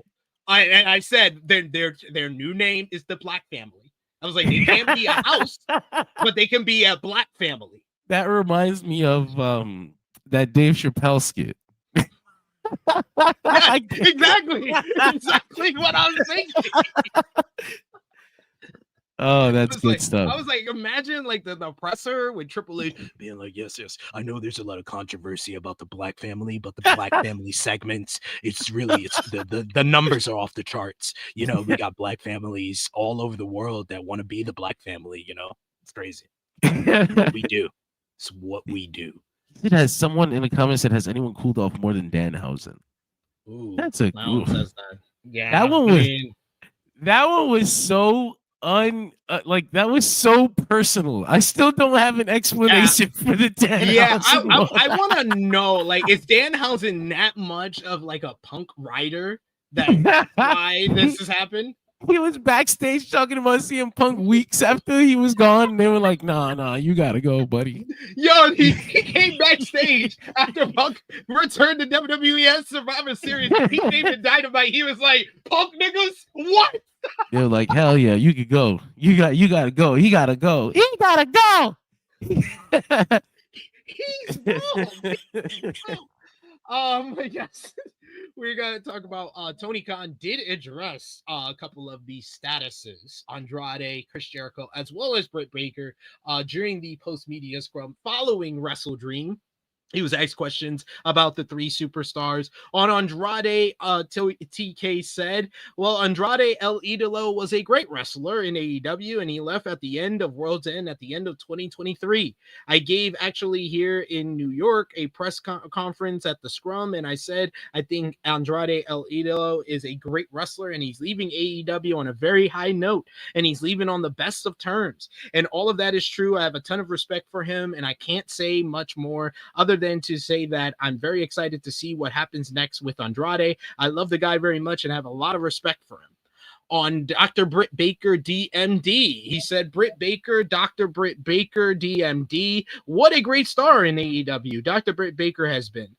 She is still a fantastic wrestling star, and she's been away from AEW for a while, but she's still very much with us. And at some point, hopefully soon, I'd love to see Dr. Britt Baker come back. On Chris Jericho, he said, Chris Jericho, talk about one of the founding figures in AEW, the very first ever AEW champion. We're so grateful to Chris Jericho, and Chris Jericho is somebody also that I would love to see back in AEW at any time. And the door is always open to get Chris Jericho back in here, and he's been busy. He's been doing a lot of stuff. Speaking of somebody that's very busy with projects, including filming and music, and somebody we have a ton of respect for, Chris Jericho is somebody else we'd love to see anytime in AEW. So these were very much TKPR answers to all of these questions. I'm going to give you nothing. I'm going to say I love all these people and I want them back, but I have no intention to tell you when that will happen. He's a great wrestler. I enjoy having him on my television show. Yes, Tony. Yes, Tony. I figured that we get that. You hired them and they were on the show. I could tell that you liked them.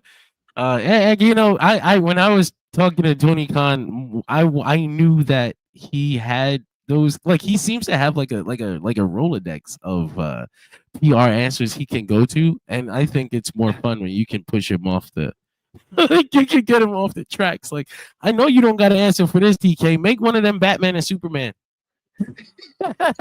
Like, you're gonna rank these wrestlers for me right now. Tell me who's Batman. Tell me who's Superman. The Britt Baker thing, I know a lot of people were like, I even saw in the comments, you're the booker, man, bring him back. Yeah, and he knows that too. So like, it's we just have to kind of I just assume that if he is saying these things and they are still not on TV, then their issues are just not settled, whatever they may be.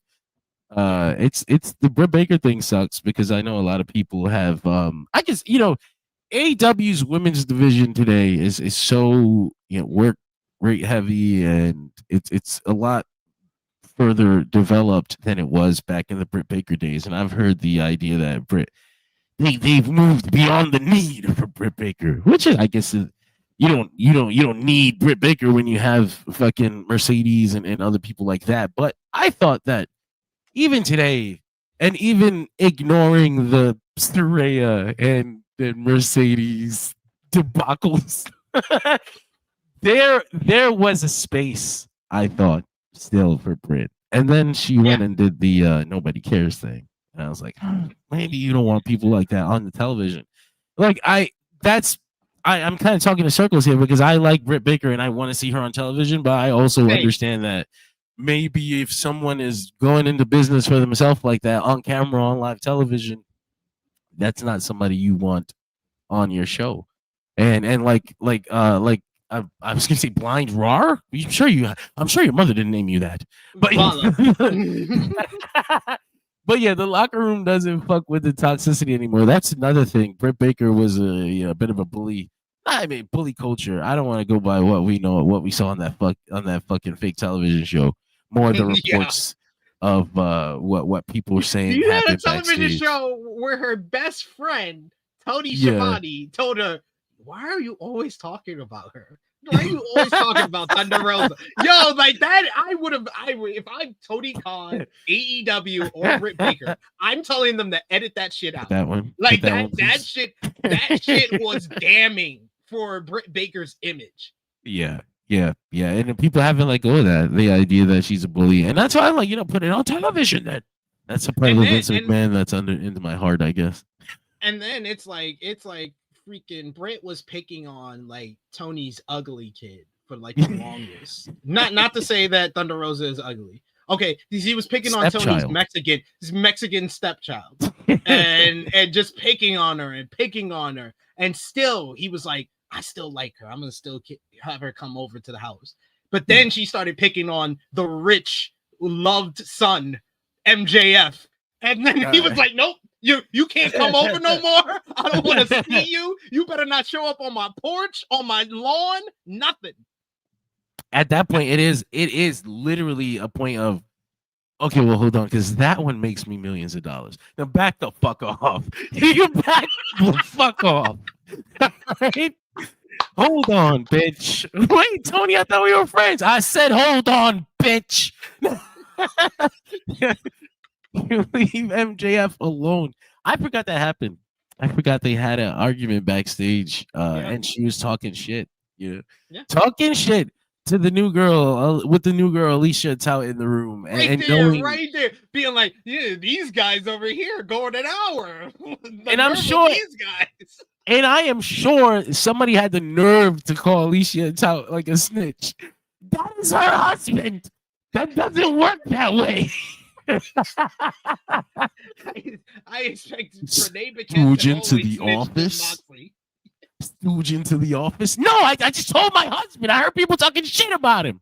What are you talking about? Stooge into the office, bitch. You look at it swing on you. That's a fight on my block. What are you talking about? We're not.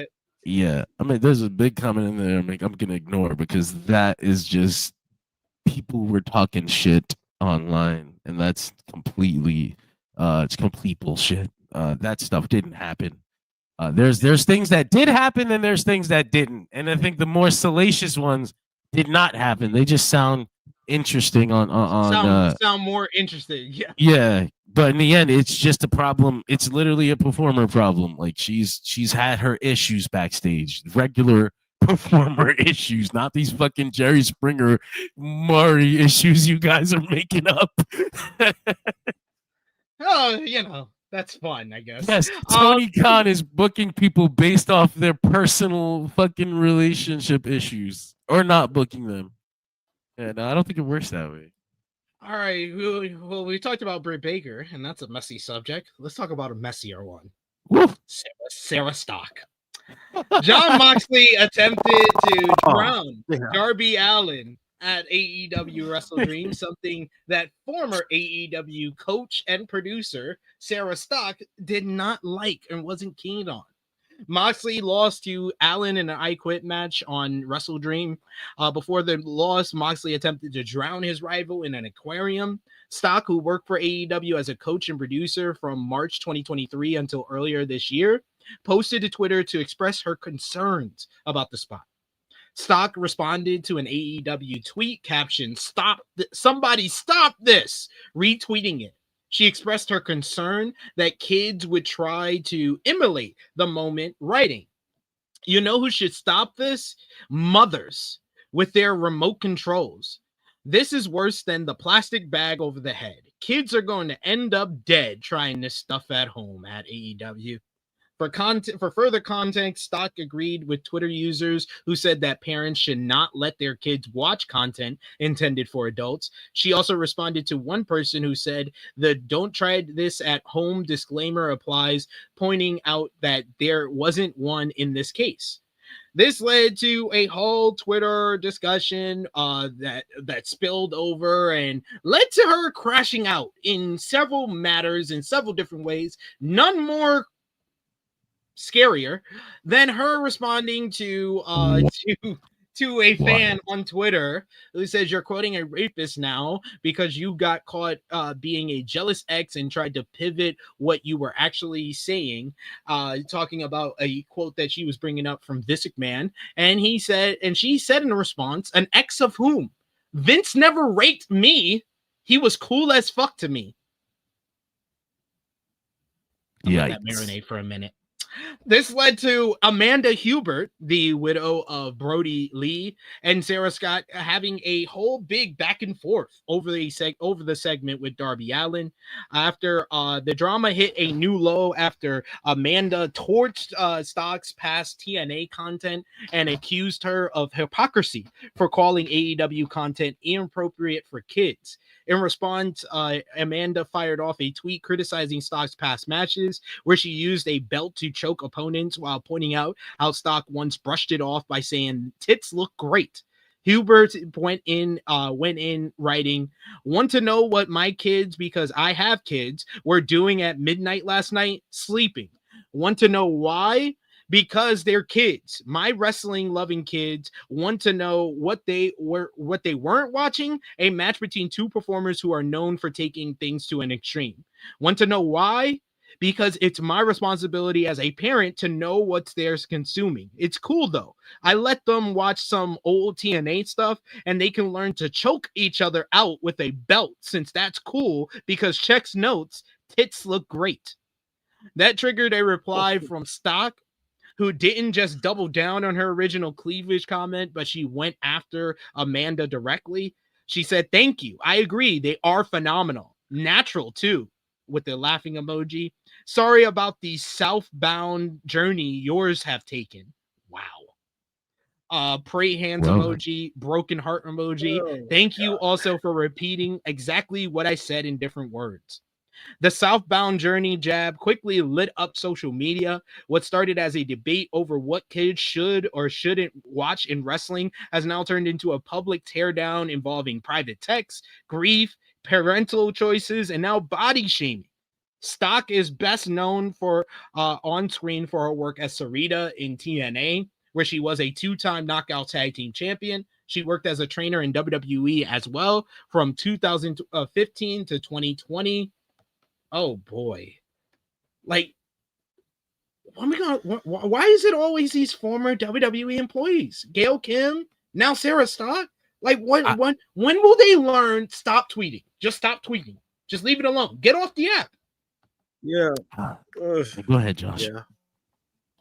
No, it's just that when I saw it, I knew the direction it was gonna go. Is because, you know, if you're gonna criticize something, right, especially when it comes to content of what kids consume, I think she should have just made it about that, because the way she came off, it came off more of a criticism to AEW, more so than like what her so-called message was. That's why people took issue with it, because it's like, well, you don't have to have your kids watch this. It was also a pay-per-view. It was a pay-per-view show that the match went past 11 o'clock. So, I mean, if you have your kids watching that, then the parents should probably be questioning, like, why your kids are up at this time? And why are they watching this? I think that's more of a criticism to that. And that was your point. I think, you know, there's not much I'm going to defend this person on, just because even after the fact, this shit went on for like 3-4 days. And then the fact that it went to this level of Vince McMahon, that's where, to me, it was like, all right, bitch, you lost the plot. Because now this is just getting gross. And her response to that was even like worse. Like, it didn't even matter about what she was upset about first. Then it just became such a bad cycle of like, oh, well, he didn't do this to me. To me, that comes off like you implied that means you probably know something yourself that this man did to somebody. That's gross. Like, that was completely gross. And I think from there, like, she just lost any kind of little credibility she had, in my opinion. Yeah, this was an absolute mess. It didn't need to be. It didn't need to go this far. It didn't need to go on this long, but it had to be brought up this week on the show. John, what did you think about this whole Sarah Stock controversy? I mean, it's one of those, like you said, it's always an ex-employee or someone that's trying to get a job. The Gail Kim one, I will give her. She was just being old.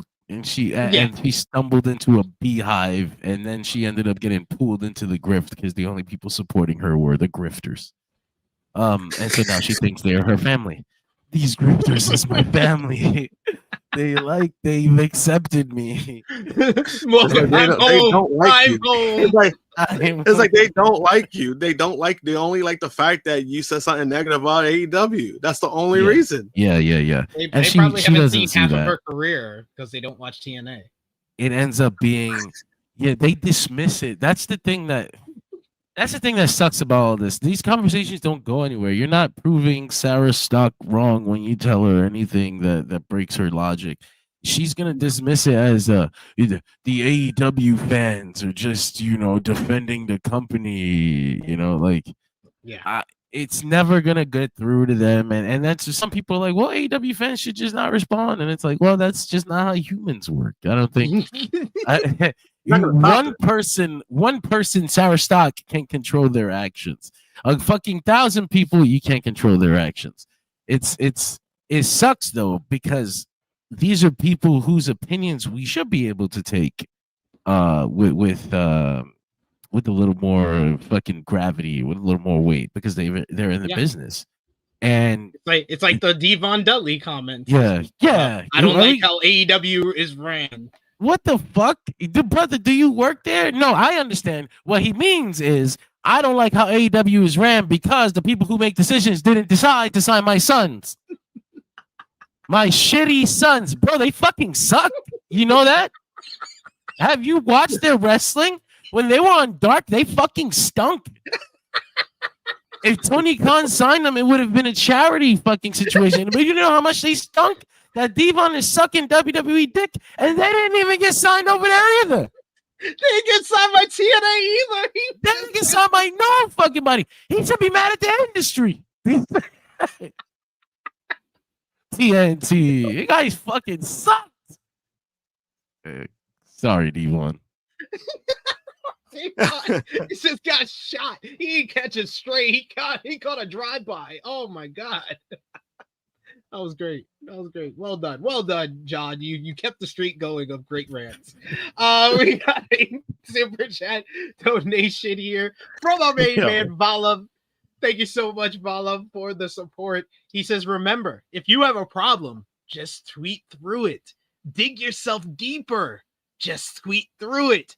Keep tweeting through it. That was the advice that Sarah Stock saw every time she looked in the mirror. This should be like a karaoke song. We should have this, like, we can make music from this. I can see a little Devon head, or even a little Tony Khan head. Back in the day, old Tony. Yeah. Pre PR trading Tony was like this. Yes. Tony said, I got 6 answers and I will cycle through all 6 of those. And that's what you get from me this week. Understood. You know what? I get it. I got to keep it under control. Unless they're going to be fucking with me, and then I'm going to say some shit about Jinder Mahal.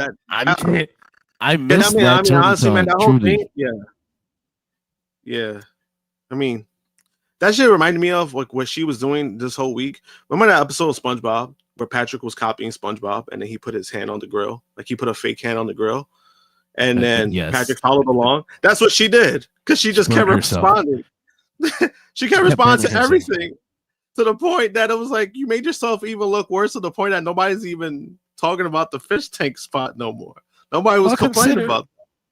Consider that her notifications, her inbox, her shit has probably been dry for a while, and then all of a sudden she tweets this, and like hundreds of, and so people, even on a regular, just human psychological level, they get addicted to that shit, and that's why they end up like JD from New York, or any other guy on any other dude on Twitter who just says the exact opposite thing. Like I know what this is, so I'm going to say the exact opposite. That's the thing that makes me disappointed, is that you have to be smart enough to recognize it in the first place to do the opposite.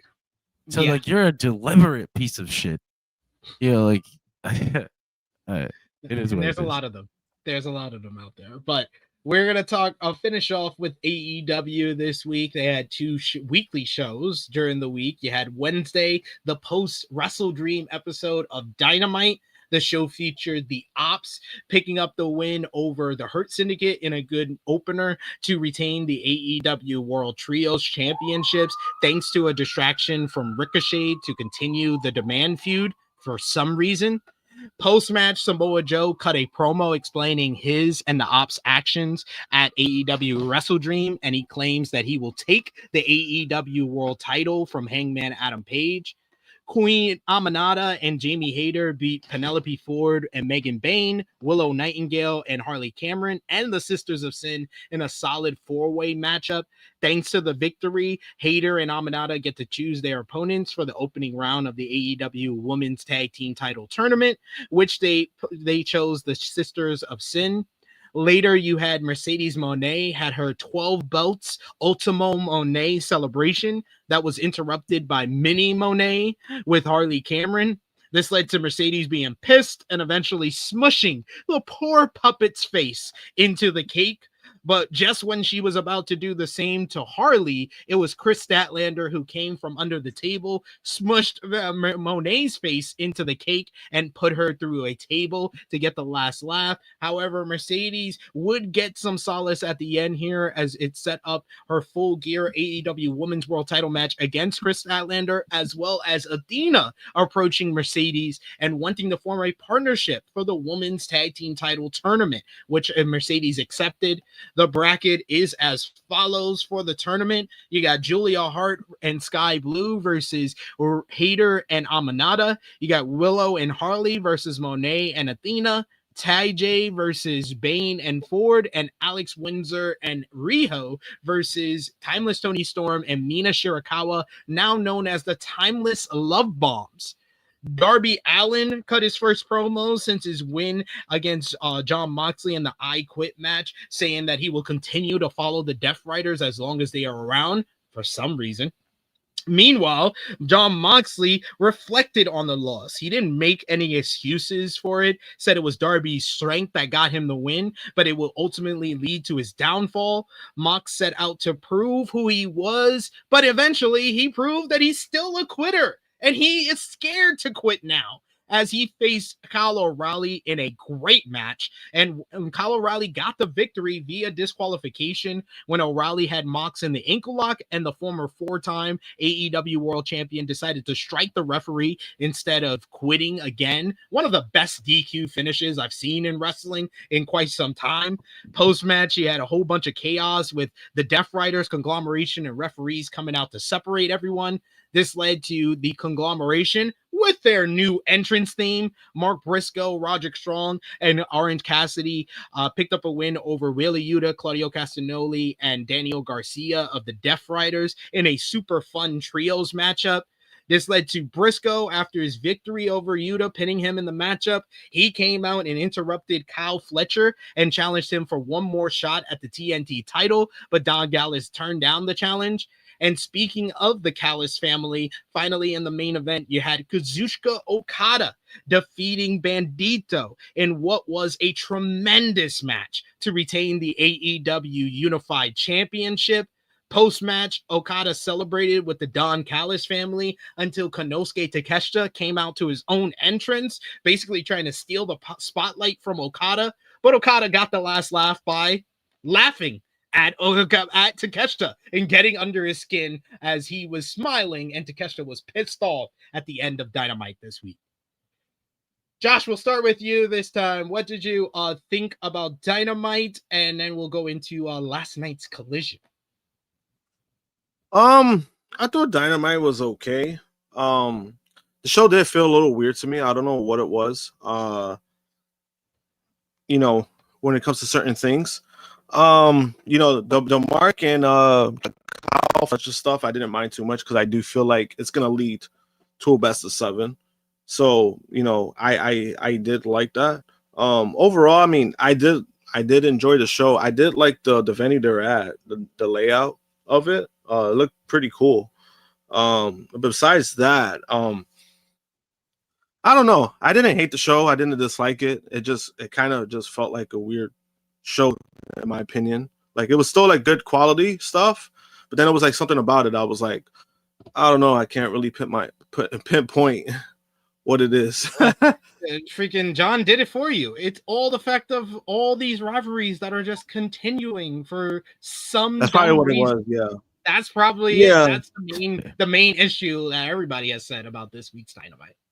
Yeah, that could have been it too. Just because I'm like, oh, like Samoa Joe turning heel, that continuing. I'm just like, well, we kind of know he's probably not winning the title, so I don't know why you kind of continuing this, but I get it because you turned him heel.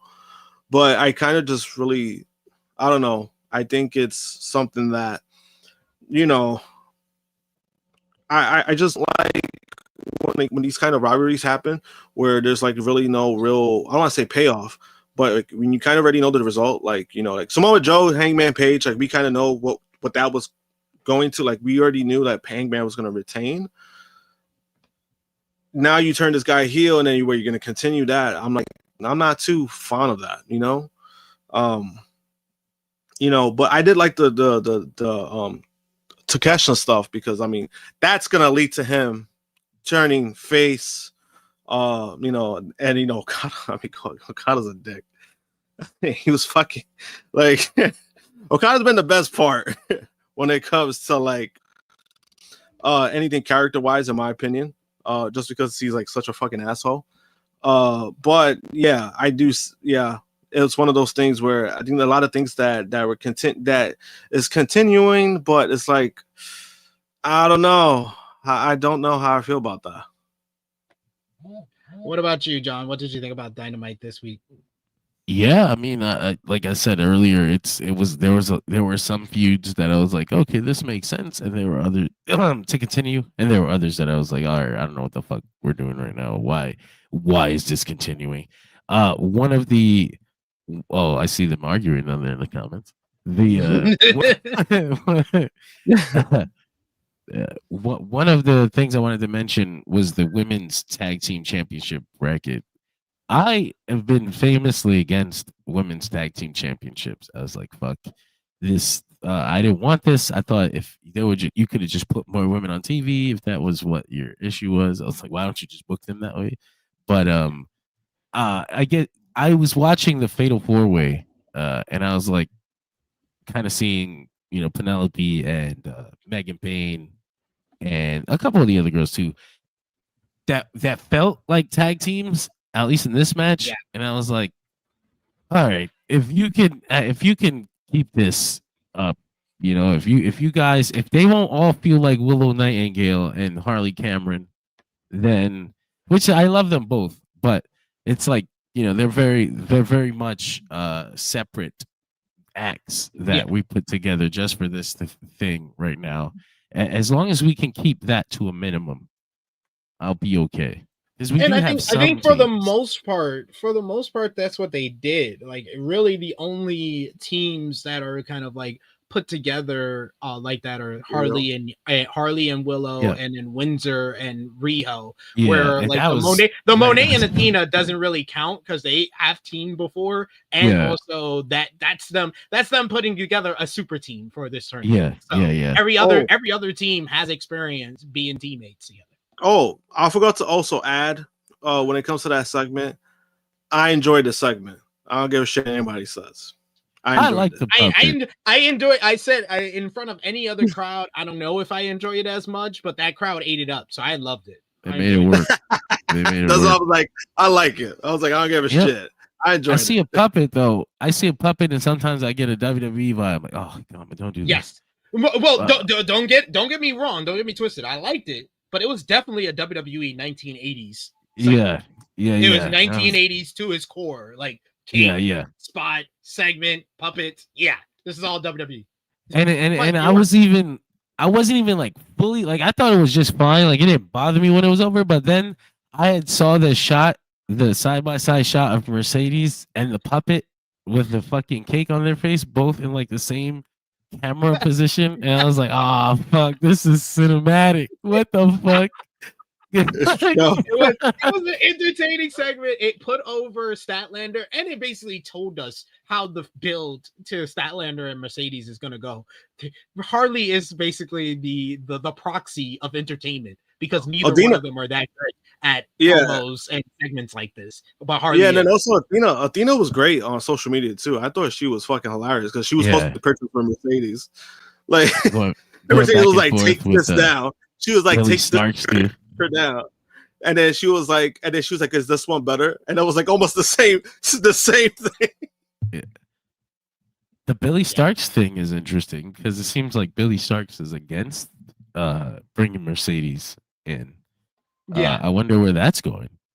Yeah, maybe that's gonna be used as kind of a storyline kind of turning point to where we get the third round of Billy and Athena. It's so weird that is such a last year. Should have just beat her last year. I know. Why are we still here? I know. That's like I don't understand what the point is of keeping her in that spot. Tony's like, listen, I don't have no plans on using these people right now. Don't you be putting ideas in their heads. Exactly. That's exactly what he's saying. Last night you had AEW Collision. It was pre-taped from this past Thursday, but the show featured Jet Speed and Jurassic Express beating FTR and the Young Bucks in an excellent 8-man tag all-star main event to win $400,000. Post-match, it was announced that all 4 teams will do battle to determine the next challengers for Brodito's AEW World Tag Team Championships at Full Gear this Wednesday on Dynamite, Fright Night Dynamite.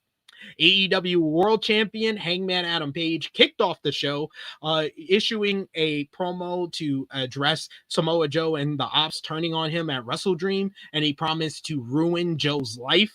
Meanwhile, Joe was announced for a huge 4-way matchup coming up on Fright Night Dynamite as he will face Bobby Lashley, Hook, and Ricochet in a 4-way to determine the next challenger for the Hangman Adam Page's AEW World title at Full Gear. Pac defeated Tomohiro Ishii in a splendid little bout thanks to outside interference from the Death Riders. CMLL's Olympia made her AEW debut in a win over Taya Valkyrie after answering their MXM TV casting call. Later, Olympia made a challenge to Mercedes Moné to face her for the CMLL World Women's Championship on Collision next week. And Ace Austin picked up a win over Brian Keith in a rock-solid bout as well. Any thoughts on Collision from last night? Yeah, the main event was awesome.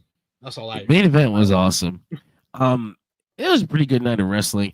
I got the report from people, or at least my friends in San Antonio who were in the building, was that this was just a awesome show because they got it at this right after Dynamite, and so you kind of sometimes you'd be like, oh no, you got the main event in the middle of the show, so you feel like, oh, it's whatever, but they were like, damn, Tony Khan dicked us down. I was like, damn, bro. He was like, after the show, Tony came on and told them, and Pete, there were reports too, like how impressed the crowd was, how impressed the company was with the crowd, to the point that they want to come to San Antonio with a pay-per-view. So that's but cool. I mean, they should have been at certain cities in Texas. Texas has always been their hot spot. Yeah, that's Austin, always San Antonio. Been the same. Yep. They did get all in. That's the biggest. They did get a stadium show. They did get all in. To be fair. But yeah, I agree. I think that they San Antonio, that crowd was great on Wednesday. That was the main reason why I went 8 out of 10, because I was like, yeah, I'm probably gonna go lower on the creative choices and certain angles, continuing feuds that they did on Dynamite this week. But the wrestling was great. The crowd was great. I think that's a good show. Yeah, agreed. Also, before we move on, the DC Comics thing, I love this shit. I know it's gonna be there for a couple of weeks because they said it into Full Gear, whatever. I hope that, because there's such an emphasis, there's a big ass DC Comics logo on Full Gear, and I'm like, I know it's presented by DC Comics, but I hope they take a cue from the CMLL Pokemon show.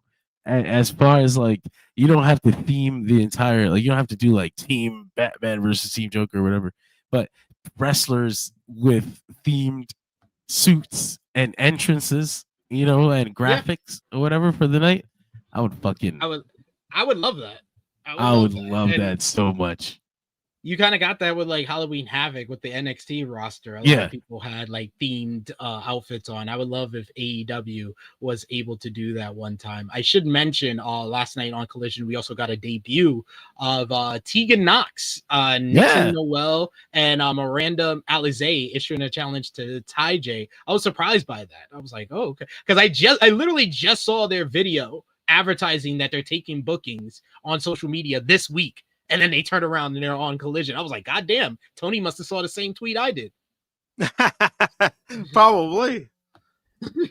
I hope that this works out for Nixon Noel, Tegan Knox. I know that she's had some bad luck as far as like physical stuff. One of the most unlucky wrestlers of all time. Seriously. So I mean, here's to another shot. She's not a bad wrestler. And the only reason she's one of and not the is because Adam Cole exists. God, that's so painful. Sorry, yeah. But there's a list. I'm preparing. I might have to do a video, or we're gonna do a TikTok game where we talk about the most unlucky wrestlers. Man, that's kind of that'll be a depressing TikTok game. You got those two. You got Seth Rollins. Like there's a couple of them, and then those are really injuries. You want to talk about people that are unlucky because of like booking? Drew McIntyre, there's a lot of them. Wardlow's an unlucky guy. Wardlow. Back in the day, I would say Jacob. They busted in his car and stole his passport. It goes deep. It goes deep with Wardlow. Damn, yeah, you're right.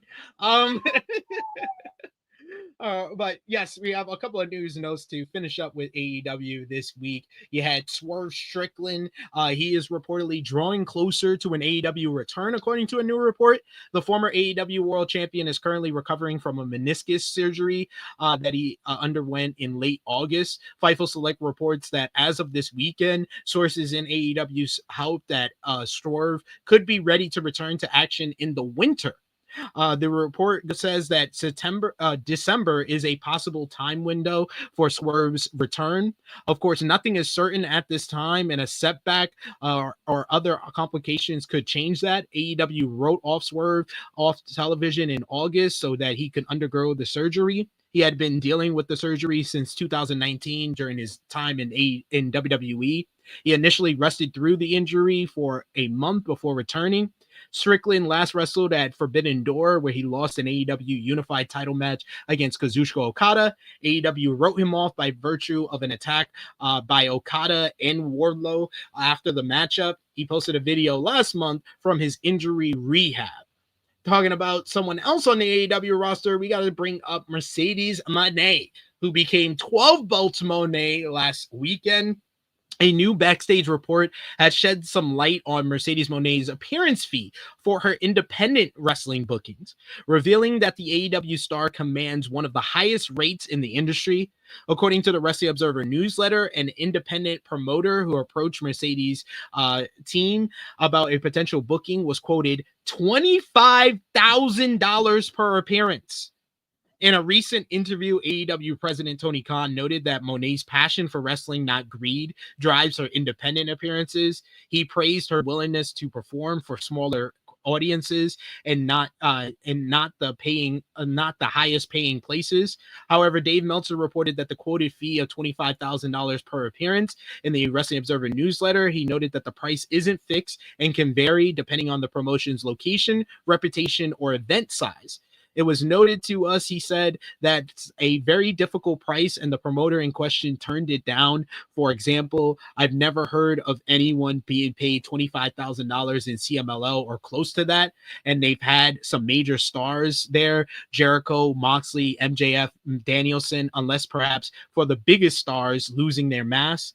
For example, for comparison, Meltzer reported that top-tier independent stars generally charge around $5,000 booking, meaning that Monet's reported fee is roughly 5 times higher than the market value. Even major independent promotions such as CMLL, Rev Pro, which have featured big names like Jon Moxley, Chris Jericho, and Bryan Danielson, rarely exceed that range for single appearances. Currently, Mercedes Moné is set to challenge Chris Statlander for the AEW Women's World Championship at Full Gear on November 22nd, and she's also teaming with Athena in the ongoing AEW Women's Tag Team Championship tournament. But goddamn, $25,000? You know what that means, right? That sounds about right. That means that if you are a promoter and you got the quote of $25,000 from Mercedes Moné, you musty, you stink, nobody likes you. That's what it is. That's what's going on here. You know that, right? Like that's like that. Dave is pointing out the fallacy in it because he's like, well, it doesn't make sense if they're not paying this much and even CMLL, right? So that means that Mercedes is making not even that much in CMLL. That means that Mercedes knows the market value and that she's not going to overcharge people that she's happy to work with. It's like, I promise you, the companies that gave her these titles, none of them paid her $25,000. No, I don't think. Maybe one, because one of those like polling countries or something like that. Like she went to Poland to win a title. Like they paid her flight, they paid her flight, they paid her hotel, but I still don't even think they paid $25,000. I think that anybody I think everything combined, the flight, the hotel, and the booking fee, $25,000. Maybe I believe that Mercedes Moné puts that price there specifically as a gate to say no. Like that's a no.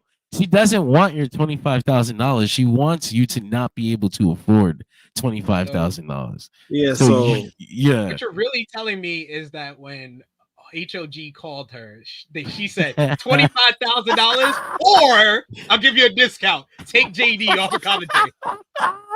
Take JD off of commentary. I'll do it for $200. Yeah. So. So John actually does have a point because, like, obviously, like, I've been in the circle of booking talent myself and finding out like fees and all this stuff.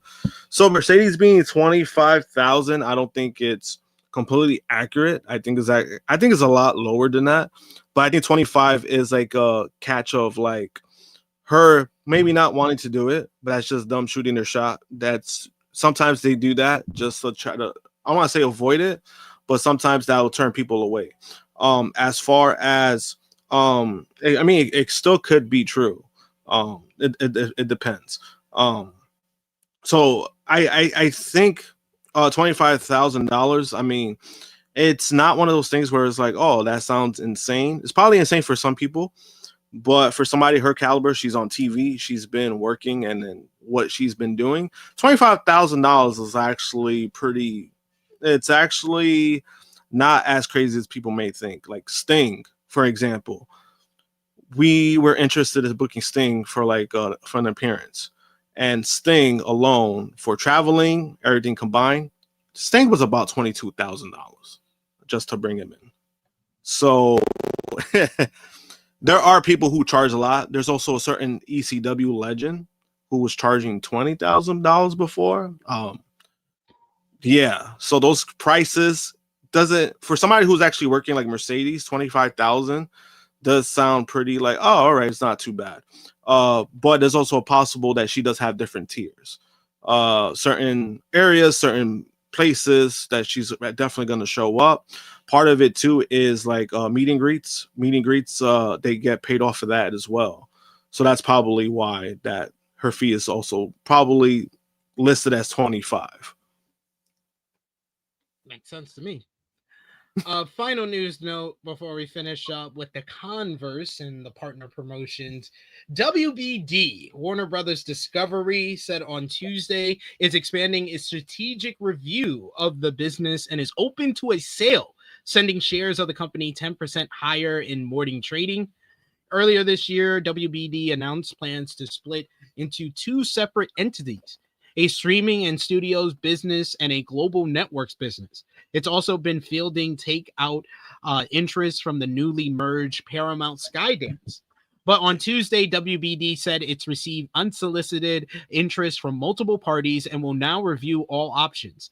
The company said that it's still moving toward the previously announced separation. In the meantime, Netflix and Comcast are among the interested parties, sources told CNBC's David Faber. WBD decided to publicly announce that it had interest from multiple parties after rejecting several bids from Paramount and an offer from another company that was higher than the Paramount bid, according to a person familiar with the matter. It is unclear how serious the potential offers outside of Paramount would be. Netflix was not interested in buying legacy media assets, but didn't want WBD to go to another buyer at a lower price, a source familiar with the matter said. While Comcast does not feel the need to do a deal, it will look at the possibility of pursuing WBD, sources close to the company told CNBC's Julia Burstein. For any buyer that just wants WBD studio and streaming assets, acquiring them after a split later this year is better for tax purposes. And Warner Brothers Discovery also released details on its new programming for HBO Max in November, which clarifies details on new AEW programming for next month, including Dynamite Collision and the next Saturday Tailgate Brawl. Among the upcoming shows, AEW will once again air a 3-hour back-to-back block of Dynamite and Collision on Wednesday, November 19th, ahead of Full Gear. That will be followed by the countdown to Full Gear. The next edition of Saturday Tailgate Brawl will return to HBO Max and TNT at 7 p.m. Eastern Time on Saturday, November 22nd, ahead of Full Gear. Additionally, AEW will air a special Thanksgiving episode of AEW Collision on November 27th. That episode will notably avoid running head-to-head with WWE Survivor Series War Games, which runs on that Saturday. And of note in this schedule, they're also saying that there's going to be an airing of AEW Double or Nothing coming up on November 28th. So I don't know what that's going to be or not, cool. That's for sure. But we'll see what happens there. But a lot of notable stuff with the 3-hour block. It also notes that Battle of the Belts will be back on November 21st, but I don't think that is true. Fuck that. No, don't bring that back. I don't think you want that to be true. No, I don't. You can tell by my voice. I don't want that to be true. I did want to talk about the WBD sale for a second because it affects a lot of things on many different fronts. Not just AEW. For me, it's particularly also DC Comics, which I was like, fuck. A part just of when they're going well, I know, just when everything was going good, God they had damn all the it. momentum. Here it comes, the end. It sounds funny. It sounds crazy too, because for a while I was kind of putting off the significance of it. Like, nah, man, it's it'll be okay. But for a long time, back when Warner Brothers first got sold to Discovery, or merged with Discovery, sold to Discovery, the rumor was that David Zaslav got the job so that he could clean Warner Brothers books so that eventually they could be sold. And the industry insiders figured by 2026, Warner Brothers would be gone or sold again. And a lot of the talk back then was Comcast. Comcast was the popular favorite. But it's been years now, and it looks like that's about to come to fruition. It's about to happen. And Donald Trump, it looks like he's going to be involved in whatever happens with the WB sale, which is concerning. Yeah. Because for a lot of reasons. But the idea is that if WB doesn't sell to Larry Ellison and Paramount and Skydance, then the government is going to make it difficult for them to sell to whoever it is that they're interested in. So that this is pretty wild.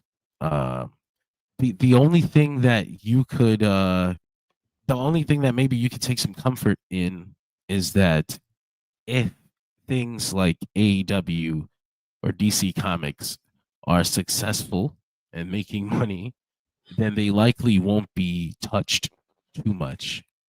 But I think maybe DC Comics would be a little more secure than AEW would be, considering one, the significance, you know, Superman, Batman, Wonder Woman, etc. But also Tony Khan and this company, they don't exactly fit into a Donald Trump run situation. No, they do not. So I didn't. You don't want him to know, be involved, and you don't want Netflix to be involved either. And so beyond that, then you also have the way the ratings have been calculated. And the ratings are not helping them at all. It's not wrestling. Wrestling kind of got a blanket lifted off of it with the Nielsen change, which is concerning for the whole industry, because it felt like there was like a boom. It was like, oh, look at these numbers, and then like they changed everything. It's like, no, actually, you guys are struggling a little bit. You It's guys like, oh are shit. Holy shit!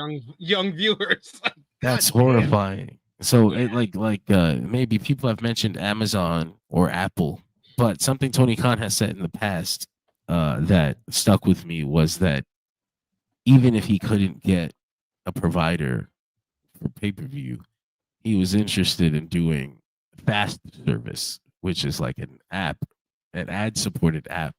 So I feel like at worst case scenario, there would still be a show. I think the man would literally run it himself. I wonder how much money you could actually make back on that to make this a worthwhile investment, because the $100 million from WBD, the $200 million almost, that's a really big reason why this thing is successful. So I don't know. Like, it's pretty scary. It is, and like the solace that they can get is that even with this Nielsen change, it hasn't dropped them like completely out of like the top 10.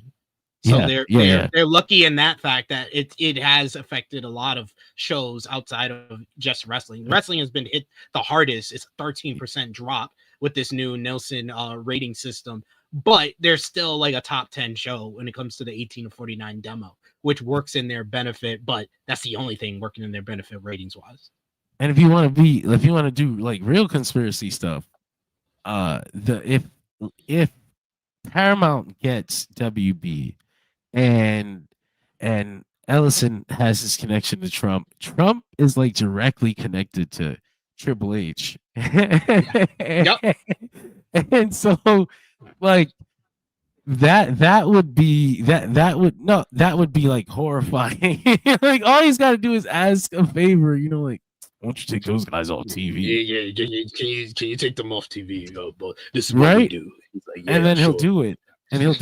You know, it's so that's another thing. And so like someone just mentioned, AEW won't go out of business, but their options for partners to work with that are going to pay them $200 million. It's just slim.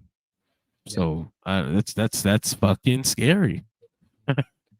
We'll keep everybody updated on this. We'll keep you posted, because this is one that's going to get updated and progress as time goes on. But to finish off with the Converse, ROH TV this week, you had Commander picking up a win over Griff Garrison in the main event. Red Velvet made an appearance, making her return backstage to announce she is medically cleared, and called out interim Ring of Honor Women's TV champion Mercedes Moné to face her when she's not busy with her other 11 titles.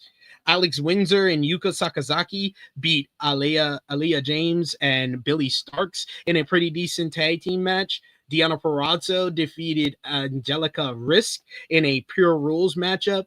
Grizzled Young Veterans and Isla Dawn picked up another squash win in a mixed trios matchup, while Adam Pearce and Tommy Billington and Jay Lethal picked up a huge victory over the Dark Order, and Mascarada Dorada scored a victory over Angelico in the opener to the show. Then heading over to Japan, you had New Japan Pro Wrestling started their Super Junior Tag League tournament. You had day one, which was on Thursday, featured TMDK's Ichiban Sweet Boys defeating El Desperado and Kukai in a good main event to get 2 points in the A block. You had Master Wato and Yo picked up a win over Skateboard Bros in a pretty decent matchup. Then day two, you had Yo and Master Wato beating Clark Connors and Daike Nagai in a decent match. United Empires, JAY and Templario picked up a win over Hiromu Takahashi and Gato in a solid semi-main event, while House of Torture beat the Skateboard Bros in the main event to the show. Then day three featured Master Wato and Yo picking up a win over United Empire in a solid matchup. House of Torture beat Gato and Hiromu in the main event. And then day four was this morning, which featured Ichiban Sweet Boys defeating Kushida and Yuki Yashihika in a very good main event, while Robbie X and Taiji Ishimori of the Bullet Club War Dogs picked up a win over Tiger Mask and Yamata in the semi-main event. Then you had CMLL International Women's Grand Prix, which was on Friday. That show featured Persephone picking up arguably her biggest win yet, beating Tekla to eliminate her finally to win the 18-woman International Women's Grand Prix. Yes, I watched it this morning. Great match, like 57 minutes, just a whole bunch of really cool moves. I thought like Persephone, man, she's really stepped up. She's really kind of edged her name as one of the people that has been like a breakout star for CMLL this year. And really, because of the quality of that matchup she had with Mercedes last Friday, she should be the one who beats Mercedes when it's time for her to drop the title. Like, they have set it up where the crowd wants her to win. And then you also had Masquerada Dorada and Titan beat Barriaro, Convenario, and Defunto in a very good matchup as well. But yeah, Persephone, man. I've become a real big fan of her. She stepped up. La Catalina stepped up. Now you got Olympia on television, and she impressed me like immediately. She impressed me in a match she had last week. But now seeing her on AEW television in HD, I was like, damn, she's fucking bigger than I realized. Holy shit. Yeah, my boy was watching, and he was like, yo, who's this Mexican Jordan Grace?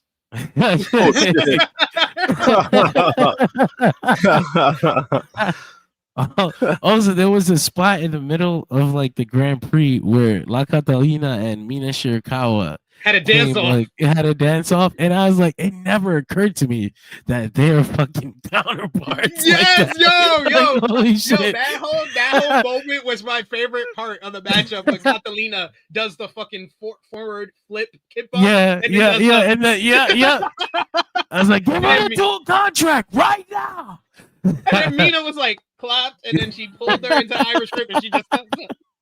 I was like, yo, this is awesome. Yes. Yeah, they have a lot of girls that stepped up. Even the big girl, Scotty, who had a great matchup too, on the same Mercedes and Persephone show. She was really good in that matchup too. Diamante looked good in that matchup too. Like, yeah, a lot of people. She worked. It said Ring of Honor. I was like, oh shit, they still pair.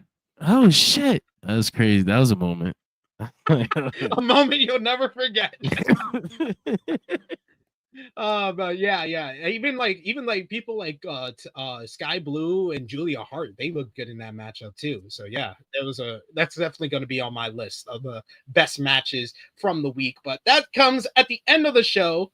But you know what time it is, Josh? Josh trying to turn off his camera because he knew what I was going to do. He's running. He's running. He's running from the grind. This guy out here running from the grind. Well, we do have a couple of comments here. Let me get to it. You got M Cats who says the same thing that John says Persephone needs that dual contract. We got Vala who says I wasn't hiding from that, by the way. Wendy just got to get her shoes under the bed. No free feet.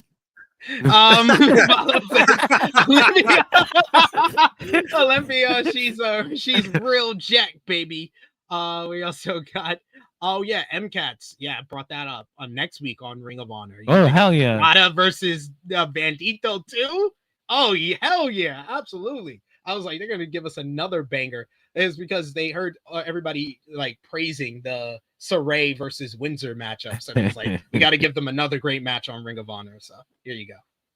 All right, but we've made it to that time of the show. Your favorite time of the show, Josh. It's TikTok time. Since we got John here, might as well get him a part of the festivities where we basically play evergreen games concerning wrestling. And we're going to bring back one, which we did basically give you a little preview for earlier in the show, where it is guess the faction based on emojis, John. So to explain this, I'm going to give you a set of emojis, and you just have to tell me what faction that is. So it could be a faction from present day, it could be a faction from the past, but you have to guess it based on the emojis. So are you ready, John? I am ready. All right. Here we go. We got the factions here. Here we are. So we got our first one. Our first one up top is a controller of some kind. Then you have what they call the explosion emoji. We have a snake emoji. And we have a blonde person emoji. What faction is that? I'm like, okay. I think we got the first one is probably Evolution, right? Because the game and then the Viper. Well and done. Look at this guy. Right. Look at this guy. Yes, indeed. The controller is the game. The explosion is Batista. Yeah, okay. I couldn't get the explosion. I swear. I was like, boom, bang. The Did he snake die? is Orton, and then the blonde guy is Ric Flair. Yeah. See, he's got it already. We got an expert here. But we're gonna give Josh the second one. We'll give Josh the second one, and if he doesn't get it, you get to give your answer. Got it. Second one here, Josh, for you. We have a guitar. We have a cowboy emoji. We have a cat emoji, and we have the Canadian flag emoji. What faction is this? A guitar, cowboy emoji, a cat, and a Canadian flag.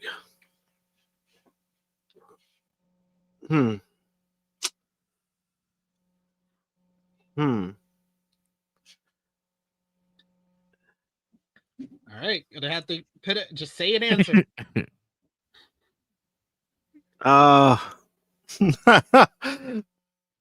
The fuck? I'm like, and then just throw out an answer. If you don't know it, you don't know it. It's okay. Just throw out an answer. Yeah, I wouldn't even know what answer to give, to be honest with you. All right, John, it's up to you. What is the boy. So I saw the guitar and I thought Jeff Jarrett, but there's also Elias, and I couldn't figure it out while Josh was wrong either. I don't know. I also saw Canada and a cowboy, and I thought like the Elite, but I couldn't put the cat in the guitar. So I am going to just say a wrong answer. That's definitely wrong. Because of the Canadian flag and because I just caught wind of a comment, Team Canada. You caught wind of the wrong comment because Chase had it right. Planet Jarrett. The guitar is Jeff Jarrett. The cowboy is Cowboy James Storm. The cat is Wildcat Chris Harris. And the Canadian fan, Team Canada was part of. I could not get it. I was like, fuck, guitar, Jeff Jarrett, Elias. I walked away from the right path. Well, I got an easier one for you. Here. All right. So we got a third one, which is a UK flag. It is I guess that's a spade. You got a snake or dragon emoji. You got an angry emoji. You got a man emoji and a T emoji. What faction is that? T. Right. Oh boy. All right, so Canadian spade. UK flag, spade, dragon. Fucking Blackpool Combat Club. Correct. Exactly. William Regal. Correct. The British flag is of course William Regal, the Dragon, American Dragon. Yes, Angry. I said is dragon. Jon Moxley. Yeah, it gave it to me. Dragon, saying dragon out loud just made it all come together. I just saw Yuta in the emoji. Actually, Yes, he just looked that like is Yuta. the Wheelie Yuta emoji. That's the one that I use. And the T is a Swiss T. And I called it what did I say? A club? It's a club. Yeah. All right. So you're next, Josh. We have the fourth one. We have a champagne bottle. We have the Texas flag, a United States flag, and a Puerto Rican flag. What's the faction? Wepa. I'm gonna go with Inner Circle. Correct. See, I Okay, gave you bubbly. I gave you some easy ones on this one as well. The champagne and the Puerto Rican flag. I knew right away. It's like it can only be one faction. And then What's finally, up, Donnie? The Texas flag. I'm assuming is Sammy because he's from Texas. Yes. Texas flag, American flag, all American, Jack Swagger. Then we got this last one for you, John. We have the number 8. We have an American flag. We have a dancing emoji, a Canadian flag, and the Texas flag once again. What's the fact? You see, when I saw the number 8, I wanted to say the Ocho, so I wanted to say the Jericho Society, but there was just a Jericho faction, and I was like, damn, I don't know if they do Jericho twice in a row, so I'm like thrown off. But it's still the only one that I have. And it is. You are right. You are right. I was gonna play it off a little bit longer. I was gonna be like, I don't know. But no, yeah, you are right. It's the Jericho Appreciation Society. Yes, the dancing, the 8 is for Ocho, the Ocho. The American flag is Jack Swagger again. The dancing emoji is Daniel Garcia. The Canadian flag is 2.0. The Texas flag is Sammy Guevara. I'm down. How you like the game, John? That was fun. Everybody seems to love that one. Well, except fun. for Jeremy. Jeremy hated it. But we He got did? yes, we did. We got a new game. We got a new game that we got this week, and it is one that I took the support of the Tru Heel Heat team to make, where we are gonna play a good old fashioned King of the Hill, where we gotta determine the winner between matchups between different matches. All right.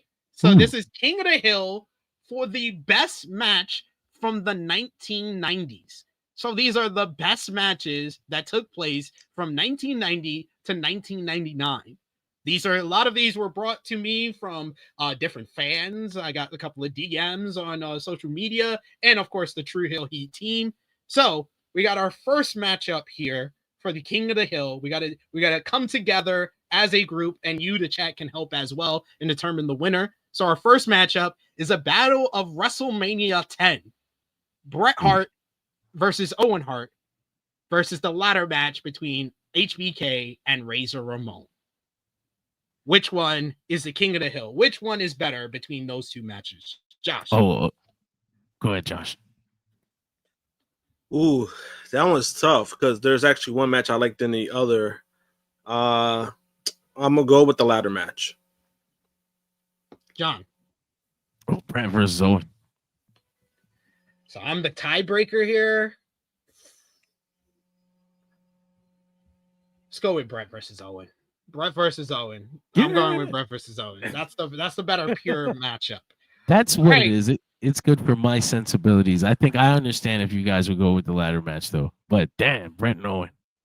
It's such a great story. It's timeless. You can go back and watch it now, and it's still great.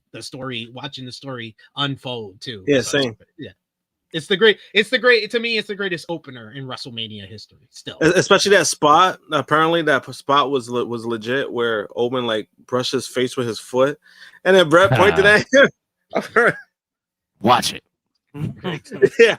all right. So we're gonna replace one HBK and Razor match for another. So we got Brett and Owen from WrestleMania 10 versus HBK versus Reza from SummerSlam 95. John. Brett and Owen. Josh. Brett and Owen. Brett and Owen. Unanimous. All right. So then we got Brett and Owen versus Brett and Owen. Brett and Owen from WrestleMania 10 versus Brett and Owen from SummerSlam 94. The steel cage. The cage. Oh my god. The cage match. The cage match is so unique because it's not like the most violent cage match. It's literally the most technical cage match ever. It's all about escaping the cage. That's all it's about. It's such a good, simple story too. I love them. And then Brett tells that story of like, I protect my brother on the way down. And I was like, oh man, the cage. Josh. Yeah, this one's a little tough. I'm going with the cage match. I love the cage match, but I'll go with WrestleMania 10. But I win. So the cage match is our king of the hill right now. So we'll go another Brett versus Brett matchup. So Brett and Owen, the cage match from SummerSlam 94 versus Brett versus British Bulldog from SummerSlam 92. John. Brett Bulldog. Josh. Brett and Bulldog. My missus, who was front row at 4 years old at this matchup, would basically disown me and kick me out of the house. So I will go with Brett and Bulldog for our king of the hill. So I was gonna say that's the match that he dragged the Bulldog through, right? And that's just like Bulldogs are basically hung over on drugs in the match. Yeah. And it's such a great match. It's like it's a testament of Bret Hart's talent, you know? It is.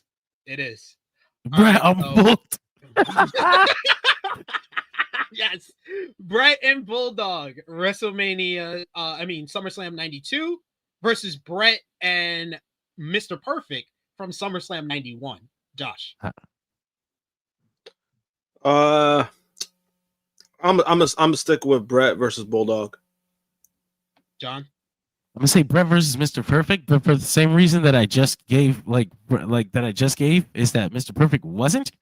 That's also true. He wasn't 100%. His back is in shatters. Yeah. So I don't know. I think I'll go Brett. I'll say Brett Bulldog. I'll say Brett Bulldog. Same reason. I'm gonna stay with Brett and Bulldog here. So we got one IC title classic from SummerSlam versus another Brett and Bulldog versus Rock Triple H SummerSlam 98. Josh. Oh shit.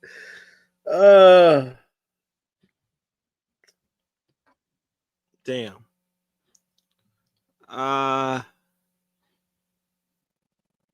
Shit. No, I'll stick with it. I'm like, fuck it. I'm stick with it. Brett and Bulldog. John? Yeah, same. Bret Hart, Bulldog. It's just a better match. I mean, for like the way I like wrestling, you know, it's just the better match for me. Yeah, I love Rock and Triple H's ladder match, but yeah, I'll go Brett and Bulldog here. All right, now we got a real contender for Brett and Bulldog spot because they've gone through 3 matches now. Brett and Bulldog still on top. Brett and Bulldog versus Taker, Mankind, Hell in a Cell. John. Damn. You know what's crazy? Taker, Mankind, Hell in a Cell. Taker, Mankind, Hell in a Cell is going to be more memorable. They beat the shit out of each other. But have you watched that match recently? They do the big spot. Yes, I do. They do the big spot. And then Foley's half dead for like 10 minutes. They come back up. He goes through the fucking roof. And then he works the last like 5 minutes broken. Like he was a broken man. Like technically, this is not the best wrestling match, but the idea of this broken Mick Foley actually doing all these things, it's nostalgic reasons, and for the sake of variety, I will go Hell in a Cell. Brett and Bulldog is the better matchup. Taker and Mankind is winning. Josh. Taker and Mankind, because honestly, it wasn't even a fucking match, but it's the fact that like you said, not only the memorable moments, but the fact that Mick was able to do what he did even after the fact. I mean, you're never gonna forget that. Nope, definitely not. All right, so Taker and Mankind is King of the Hill. We got Taker and Mankind versus Dangerous Alliance versus Sting Squadron War Games from '92. Shit. Okay, this is another one where it's like there's one that's clearly a better match here. Yes, War Games is clearly the better match. But also, Mick Foley did the thing. It's kind of hard to beat Mick Foley doing the thing. Nobody fell off the War Games cage. I'll tell you that much. I'm also going with Taker and Mankind. Same. Taker and Mankind. That was funny though. All right, Taker and Mankind versus Ric Flair versus Vader from Starrcade '93. Oh, you got John. Damn. Oh, all right. I mean, shit. I love that match. I love Ric Flair versus Vader. I want to fucking go with the Hell in a Cell again, because for the same reasons. It's hard to beat Mick Foley falling 20 foot off the top of the cage. I'm telling you. I'm spoiler alert. I am going with the Hell in a Cell again.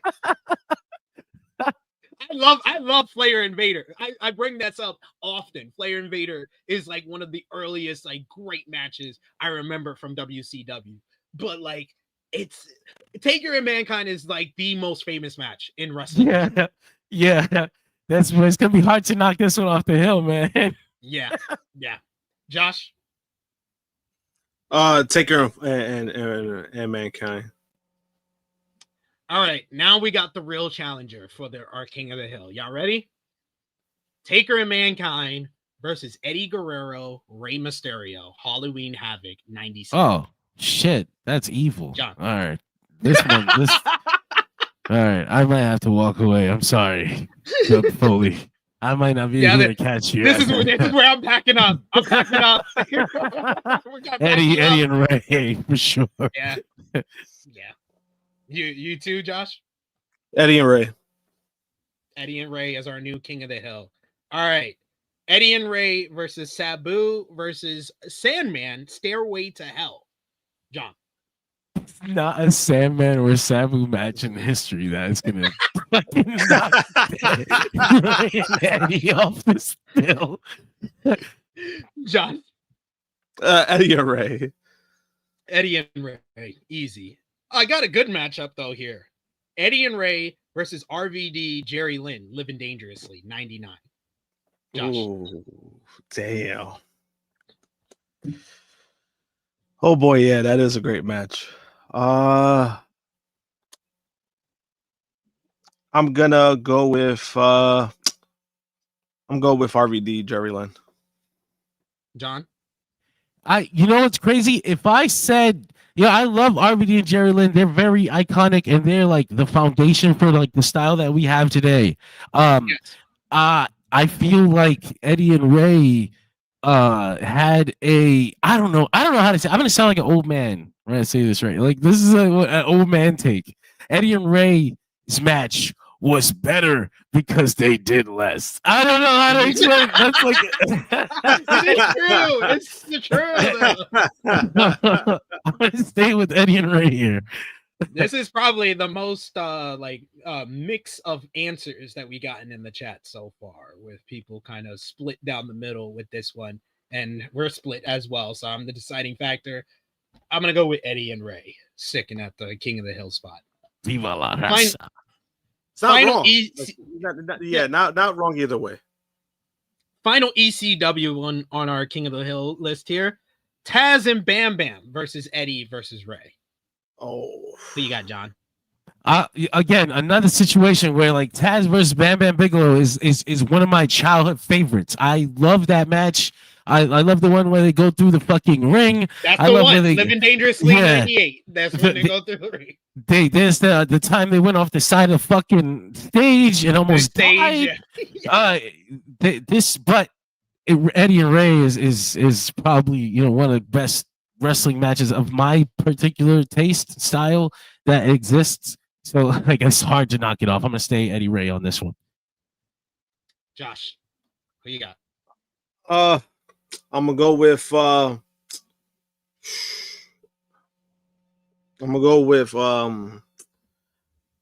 trying to think. No, I'll stick with Eddie and Ray. Eddie and Ray for me as well. So Eddie and Ray are now four-time champions, four-time kings, but they got the final three are like the toughest matchups yet. So are y'all ready? Eddie and Ray versus Hardy's Edge and Christian ladder match. Josh. Ladder match. John? This is triangle ladder match. The first one. No. The first tag team ladder match. Hardy's versus. I'm sorry, I misheard that shit. Yeah. Great match. I'm sticking Eddie and Ray. I'm also gonna stick Eddie and Ray here for this one. This is TIT. That's the TIT, right? The Terry Invitational. Yeah, the Terry Invitational one. That match is incredible, and it changed ladder matches for the preceding future. But if all four of these guys are in a better ladder match, I gotta go with the other option here. Yeah. All right. I'm spoiler alert. This is where my answer is gonna change. Eddie versus Ray versus Austin Brett. WrestleMania 13. It's Austin Brett. WrestleMania 13. That's my best WWE match. Austin and Brett. The best WWE match that ever happened. It's gonna be Austin and Brett. WrestleMania 13.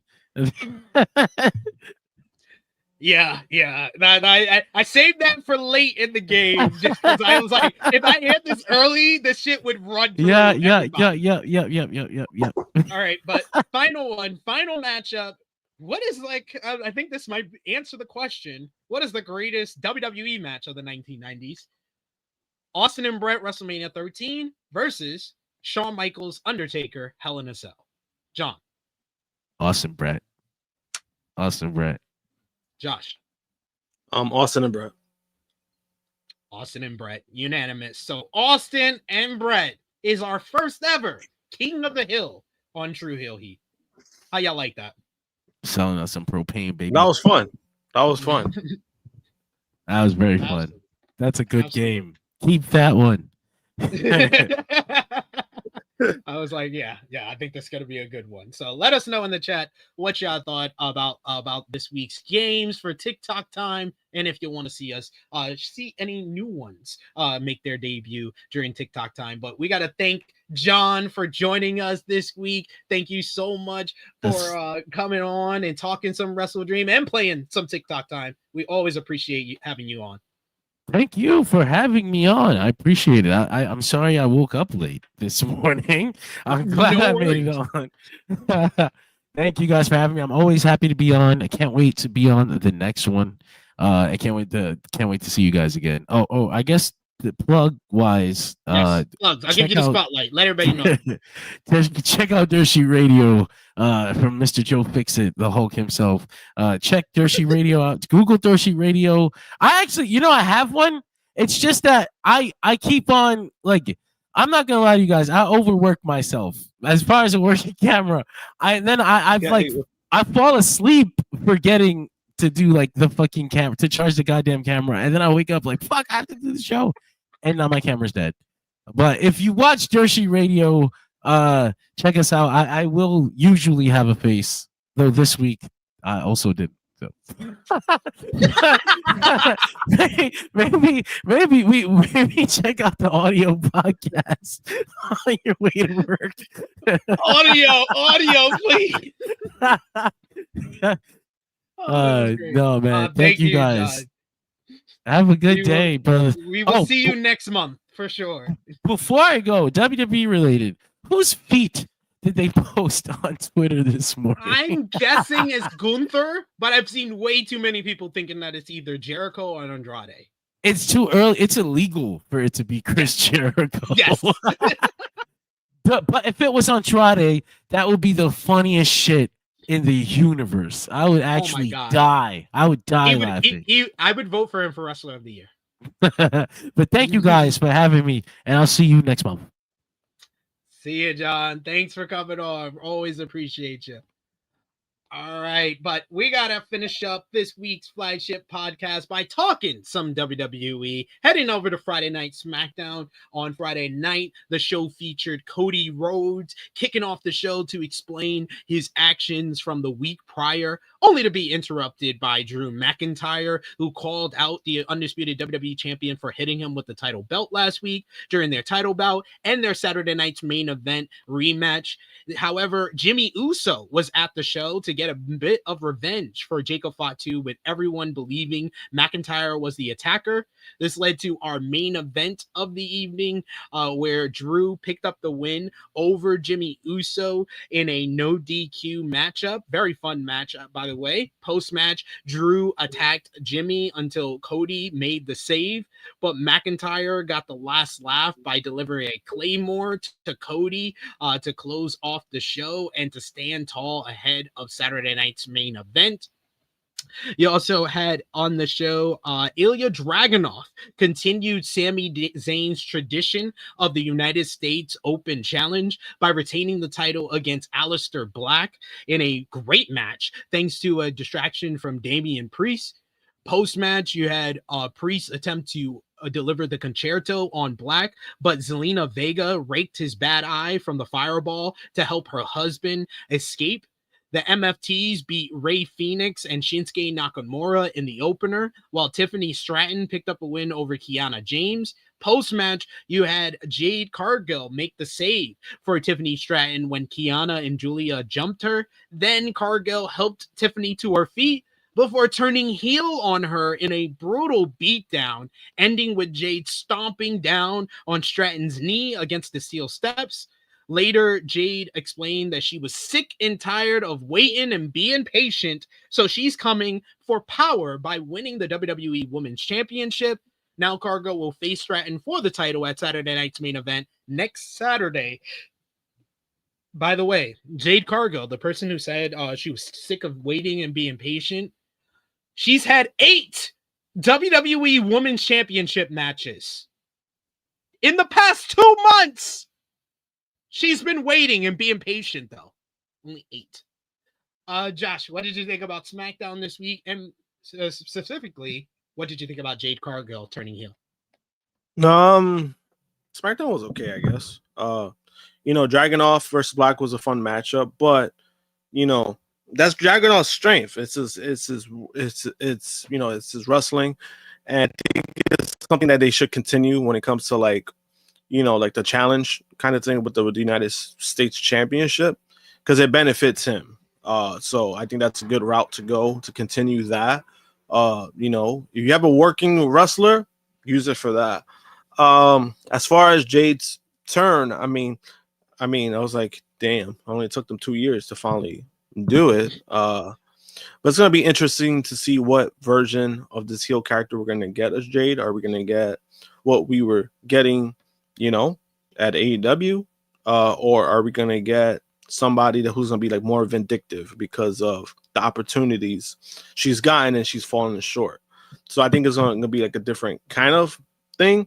I thought her tweet was even more funny, where she's like, "This is not a turn. Why did you have to say that? We all know this is a turn. Just fucking keep it as that." That was weird. It was the right move to do, but they've already made decisions that's making me shake my head. It's like, first of all, that turn was so telegraphed.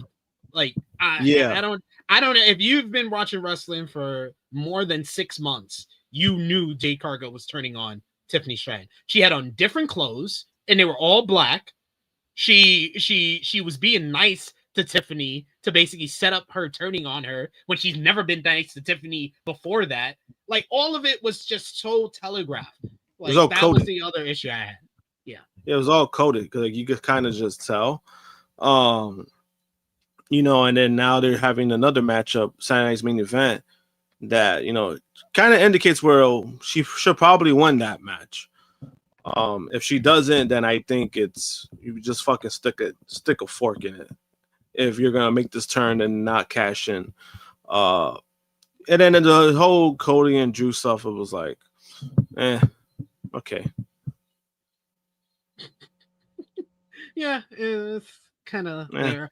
Yeah, who do you think attacked Jacob Fatu? Because it's obviously not Drew McIntyre. Because you would have, if it was Drew, it would have been simple. You have Drew admit that he attacked him, but they're making this. They're you could tell they want this to be some type of mystery, or they want it to build up as a mystery. Who do you think attacked Jacob Fatu? At this point, shit, I don't even know. I think it's either Cody or Randy Orton.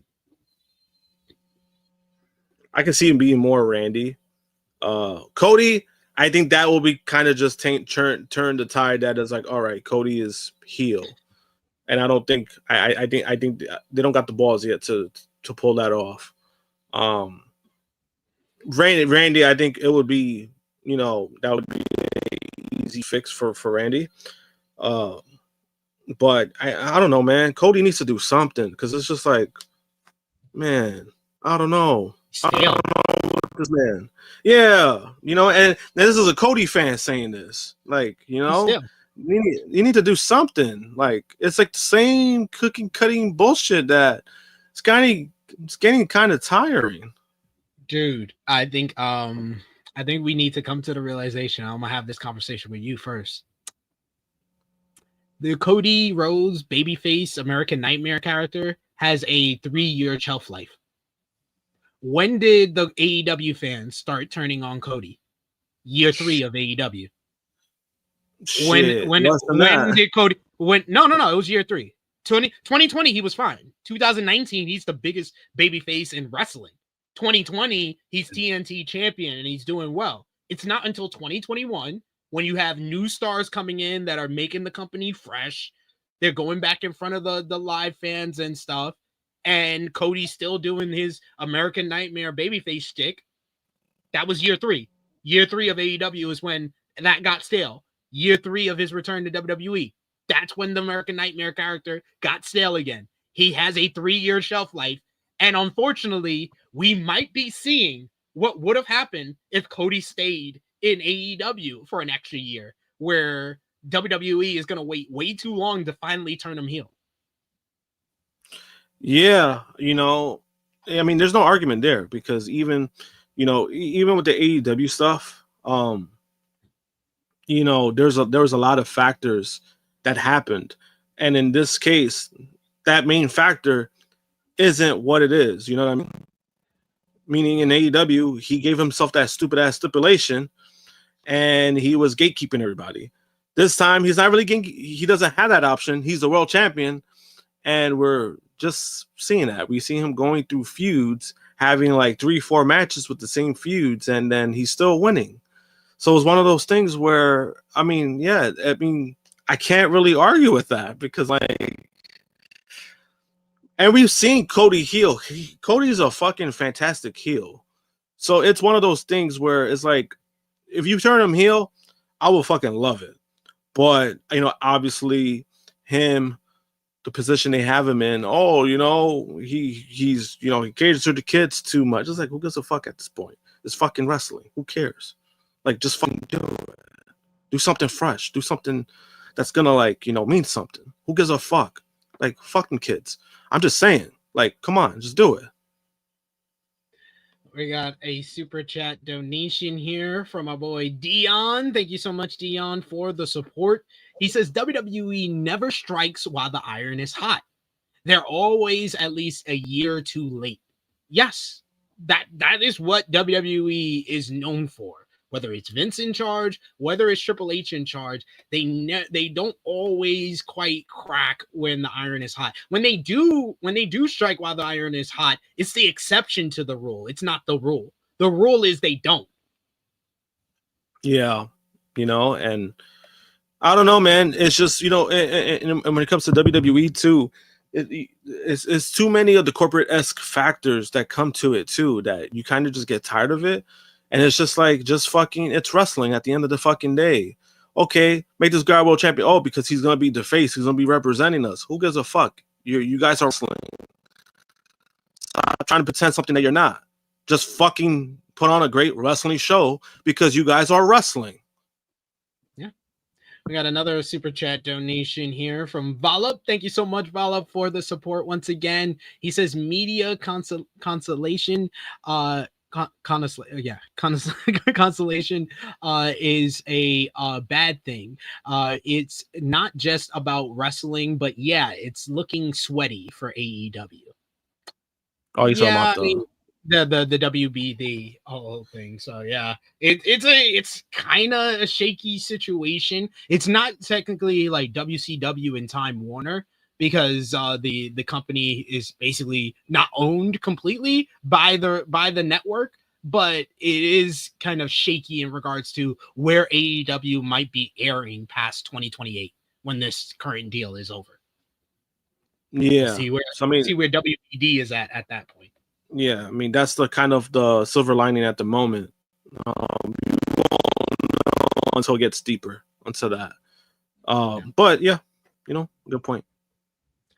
1 year ago, WWE ring announcer Samantha Irvin announced her exit from WWE. As noted, she resigned from her role in WWE, and she was not released as she appears subject to a lengthy non-compete period with WWE, which she confirmed on Tuesday via social media. Samantha Irvin confirmed that she's subject to a 2-year non-compete period with WWE after submitting her resignation, of which she still has 1 year left. Samantha Irvin wrote earlier this week, 1 year down, 1 year left on my non-compete. Can't wait. I hope you enjoy my songs in the meantime and look back on all the memories as fondly as I do. Love and miss you all. And remember, I never left for music. I am music. Hope to see you soon. ... PW Insider reports that her non-compete clause prevents her from making appearances in wrestling, boxing, or MMA shows outside of WWE. It was noted last year that Samantha Irvin requested her resignation from WWE. Irvin is, of course, married to AEW star and former WWE superstar Ricochet. The two were wed earlier this year. Irvin has reportedly attended and been backstage at multiple AEW shows to support Ricochet, but she can't appear on camera due to her non-compete clause. What do you think about Samantha Irvin on a 2-year non-compete? That is outrageous. Yeah, I mean, like I mentioned earlier when we were talking about the Andrade stuff, with the situation with Samantha, I could see it why it's a little bit different because it was kind of such a situation where Renee Young was in the same boat where her non-compete was a lot longer, and that's why we didn't see her right away in AEW. Eventually she did go to AEW and she's doing very well there, but I guess they take these kind of positions differently. It's it is kind of crazy that their shit is a lot longer because of the TV aspect. But a 2-year thing, I'm like, that's a long ass fucking time. Yeah. But also it's a situation where she basically requested, she wanted to get out, and sometimes when you do that, there's certain clauses, and by the time that she did that, TKO was already in full effect of deals, contracts, and all that stuff, but, to her, I guess, I want to say that she takes the time off, but, she's patiently waiting. Some people wouldn't be, but, she's going to wait it out, obviously I think she's still popular. I think, she still has a great fan base. So I think when she does eventually come, because I think she's going to AEW, regardless of what Ricochet said. Oh, she doesn't want to be in wrestling. She's gonna end up in AEW. I think she's gonna be like a manager for. You don't even mention the non-compete if you don't intend to go back to wrestling at some point. Like you don't need a non-compete if there's not even a thought of you going back to wrestling. Yeah, and it's funny that how she mentions it when the rumors started coming out. So she was like, you know what, fuck it, let me just say it. But I do believe she's coming. I think she's gonna come to AEW, and at least for that, she'll probably get more opportunities. The opportunities that she wanted, she's gonna get in AEW. And I do think that her being paired with Ricochet, that could be something there. I wouldn't mind it. Yeah, they could work really well together, and it's just gonna make him more hateable because he's the annoying jerk who's with the hot girl in the school. So yeah, that will work. That will work like gangbusters right there. Then you got Shinsuke Nakamura. He knows that his career won't last forever, but he suggests that he is not retiring quite anytime soon. The WWE star drew attention when he posted over the weekend that his retirement may not be far off, talking about AJ Styles and Hiroshi Tanahashi nearing near retirement. But he seemed to backtrack a little in a recent interview with Tokyo Sports. In the interview, Nakamura talked about paying tribute to Hiroshi Tanahashi and his goal to be world champion. He said on reading a message from AJ Styles on the Japan tour, "On the first day, I was able to do what I had to do and say what I had to say. On the second day, I was glad to be able to support AJ's special feelings as both a friend and a rival. AJ isn't retiring today or tomorrow, though." On referencing Tanahashi and a possible match with him, he says, "I mean, I love Japan, right? There's no way Shinsuke Nakamura would say something so rude. I'm trying to do everything I can, but things can happen at any moment. Well, Tanahashi has become quite the mischievous figure." On if he's thinking about retirement, Nakamura says, "Fortunately, I haven't had many injuries, and it's not right away, but there's no such thing as forever. If you ask me about the next 10 years, I have my doubts. But if you ask me about 5 years, maybe. You never know what tomorrow will bring. So I think the only thing I can do is do what I can now." On his goal of becoming world champion, he says, "That's what I'm doing because I believe in it. That is the World Heavyweight Championship. I hope I can achieve that. I think that's the one thing that Japanese people, especially men, haven't yet to break through on this American stage. I don't know if it's proof, but I can't help but wonder what would happen if I couldn't do it. I hope I can leave behind some kind of path, some kind of hope for the next generation of Japanese and Asian people." Fightful Select has some more context on the matter of Nakamura potentially facing Hiroshi Tanahashi in his final match on January 4th. Fightful confirmed that people in NJPW discussed Nakamura's name as a possibility. However, the note says that the WWE star's name was floated along the lines as a pipe dream more than actually something substantial. Sources within New Japan Pro Wrestling noted several factors working against Nakamura versus Tanahashi. The obvious factor is Nakamura being under a WWE contract and the unlikely chances of WWE allowing the match to happen. Sources also cite concerns about how the impact using a WWE talent would have on their relationship with AEW and CMLL.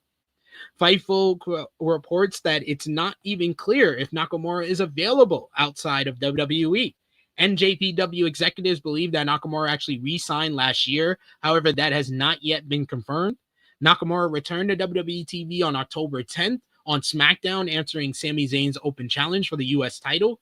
Zayn lost the title, of course, on last week's episode of SmackDown against Ilya Dragunov. But we will keep you posted in regards to Nakamura. His name has been being mentioned more since it seems like he's thinking about retirement, as well as with Tanahashi, his career-long rival, about to retire as well. So should be interesting, and keep an eye on Nakamura in the weeks and months to come.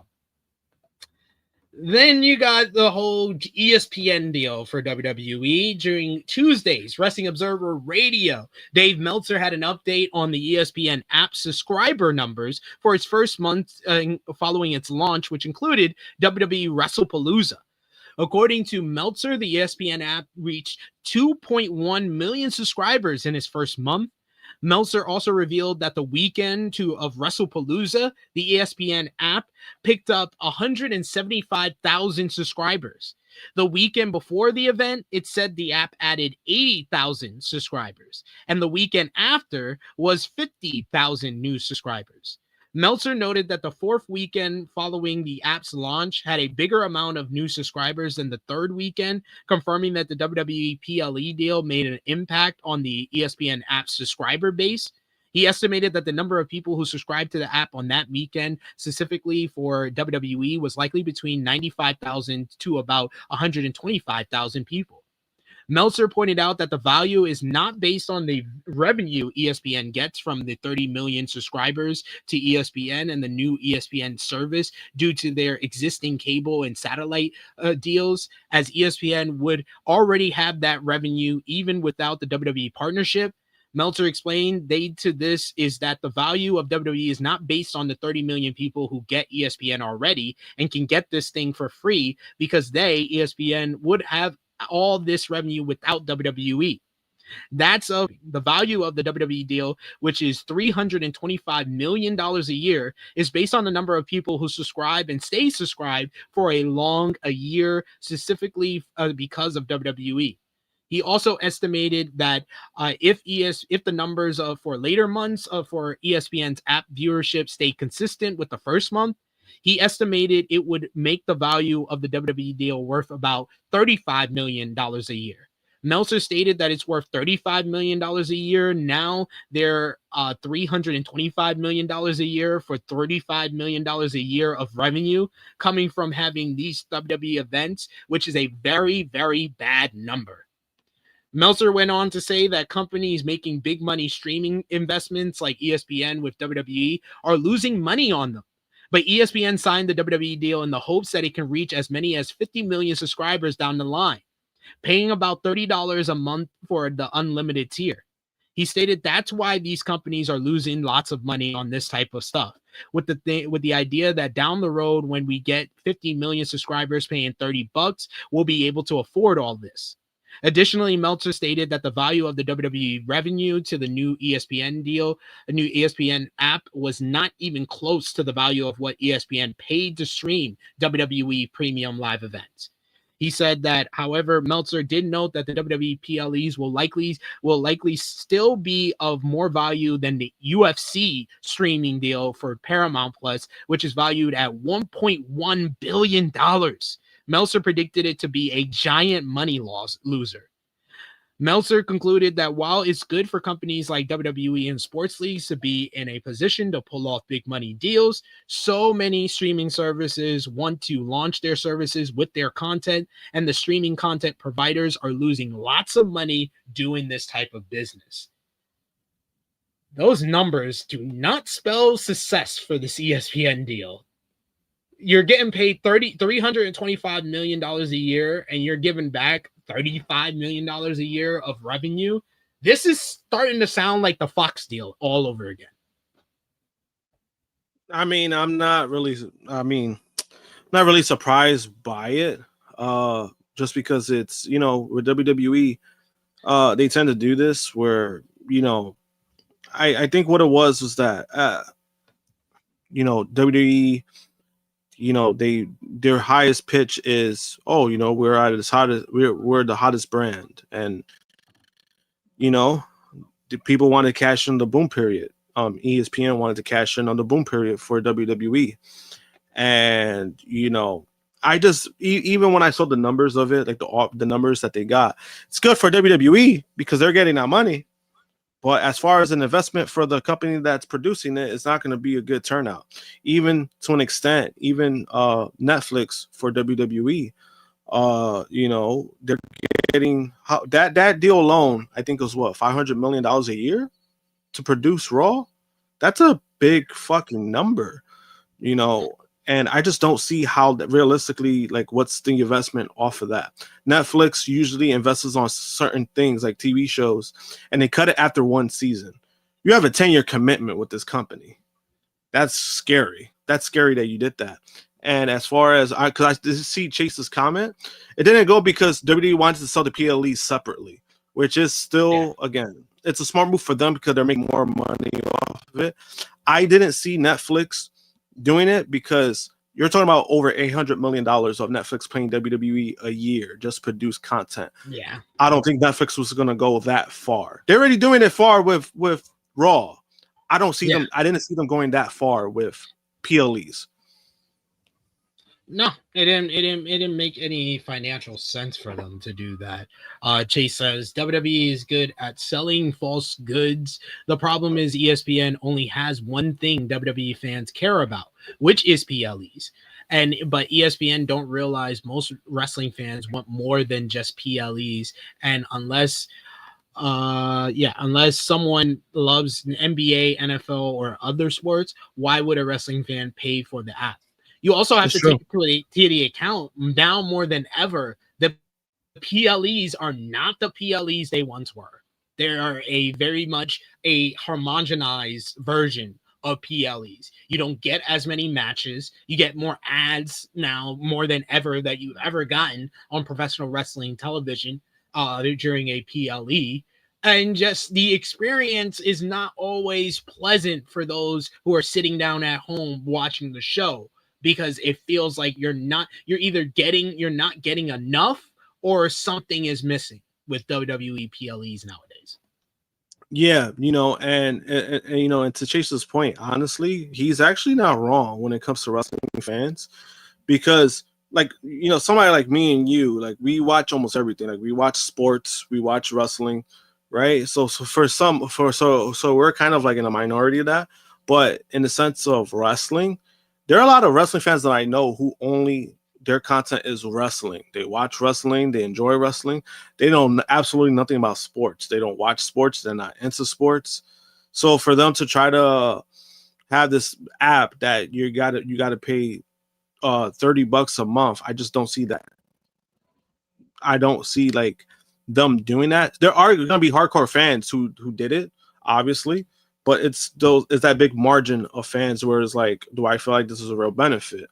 $30 is $30 a month. That's when you're already paying over $120, $130 off of streaming services, and you add that's a lot of money that people are taking out. And there's people who are trying to defend that, but streaming, I mean, to try to add another one, like even me, for example, we thought we qualified for like the free ESPN app, and even when Wendy added like the package for ESPN, you don't qualify.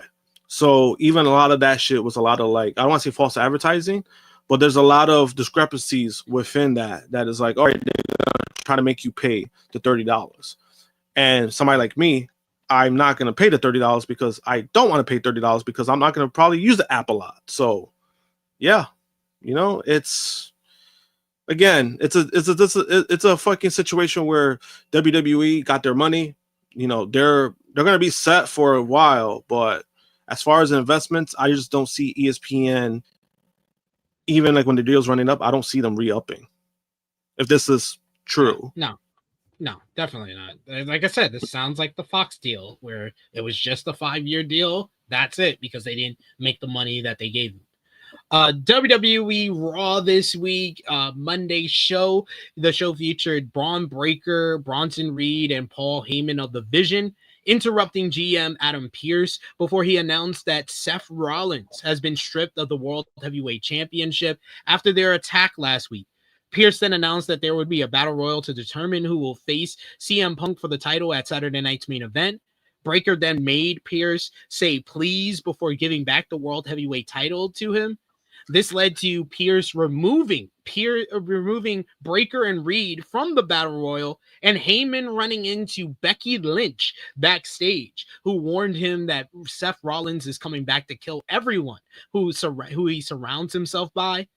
Later, to end the night, you had Jey Uso won the number one contenders battle royal to move on to face CM Punk at Saturday night's main event by last eliminating Dominic Mysterio after also eliminating his own brother Jimmy Uso. Post-match, Jay and Punk went face-to-face to hype up next Saturday's show. Dominic Mysterio beat Rusev to retain the Intercontinental Championship in a decent matchup after distraction from Penta. Becky Lynch got herself disqualified against Maxine Dupree after she hit the challenger with the Intercontinental Championship. Stephanie Vicaire picked up a win over Roxanne Perez in a solid affair. Post-match, the Judgment Day jumped Vicaire until Nikki Bella made the save for her friend Vicaire, and they made a partnership backstage after the matchup. And finally, AJ Styles and Dragon Lee defeated the Judgment Day's Finn Balor and JD McDonough in a terrific opener to the show to win the WWE World Tag Team Championships. But That is not what everybody's talking about. Coming out of Monday Night Raw, a lot of the talk was surrounding the booking and the follow-up for the vision, or as I like to call it, the lack thereof. Because it just felt like the vision were given the short end of the stick on this week's Monday Night Raw. They were removed from the Battle Royal, so that means that the next World Heavyweight Champion will not be either Bron Breakker or Bronson Reed, and it led to a lot of frustration among the wrestling community coming out of Raw this week. WWE, though, appears to have a creative plan in place for Bron Breakker and Bronson Reed, even though both stars were noticeably absent from the high-profile Battle Royal on Raw this week. According to the Wrestling Observer newsletter, this decision was intentional. Dave Meltzer believed that WWE is keeping Breakker and Reed strong. The company reportedly wants to preserve their momentum by keeping them out of multi-man matches that could weaken their individual star power. Instead, WWE aims to highlight their dominance through focused storytelling, building them into future main event attractions. Meltzer also noted that the previous plan was for Breakker and Reed to win the World Tag Team titles and elevate those belts by having them face the company's top faces in tag team matches. While it remains to be seen if WWE still plans to do that, Meltzer noted that Bron Breakker is expected to eventually end up as World Heavyweight Champion. However, since the match for the World Heavyweight title will take place at Saturday night's main event, which is a Peacock exclusive and likely won't draw big viewing numbers, it was decided not to be the time for the place for Breakker to win the belt. Instead, since he wasn't going to win then, WWE opted to keep him out of the Battle Royal completely, since there was no reason to put him in just to get eliminated. CM Punk and Jey Uso will fight for the vacant world title at Saturday night's main event. But my question to you, Josh, is do you think WWE will follow through and they will crown Bron Breakker World Heavyweight Champion by next year's WrestleMania? And do you think Breakker is ready to be the top star? Because that was I got a lot of responses from on social media. A lot of people saying, oh, Bron Breakker's not ready. Oh, you're trying to rush him to get to the top. He's not ready yet. He's only been on the main roster for 2 years. All this stuff. So I want to ask you, do you think Bron Breakker is ready to be the top star? And do you think WWE will make him World Heavyweight Champion before next year's Mania? Before next year's Mania, no. I don't have any faith in WWE's creative for them to do that, pull that trigger. Just because I'm like, you have the momentum now, you could have done it now, you know, and I've been very adamant about that, where I think WWE needs to break out of the cycle of pushing or increasing their stars that are over 35. I don't mind, I try to be more, neutral on that sense of, when you push certain stars, they shouldn't be older stars, whatever. I usually go by, hey, if this person is good and the crowd is over, fuck it, just go for it. But, when you have the ability to do something now, do it. Sometimes it's good to try it out. You never know. When CM Punk became the champion the first time, it was like less than 3 years. And his first one wasn't good. Like, he didn't get a good reaction to his first time. But then when he finally turned heel, and then it happened the second time, that meant something, because that was when the turn happened, like a little slowly. So sometimes you never know. Randy Orton, when he made him world champion, he wasn't ready, and that's why when it comes to Bron Breakker, when they ask, if he's ready or not, to me, I feel like he's ready. Fuck it, because it's one of those things where sometimes you never know if somebody's gonna be ready. And, you just can't keep waiting. And then, when is this person going to be ready? And then what about when they're ready? What? The window closes. Then what? You can't, I don't think that in wrestling, I don't think it's one of those things where you can have both ways. Sometimes you just got to say, fuck it and try it. And I felt like this was an opportunity. They could have just said, fuck it and try it. But to try to use the whole, he's not ready. He's only been this and that. And for 2 years. And it's like, we got to be programmed better than that, because there's a lot of guys who became champion less than that. Kurt Angle became champion in 11 months. Are we going to say he was ready? I don't think he was ready then, but then it worked out. Brock Lesnar was not ready in 2002. Not at all.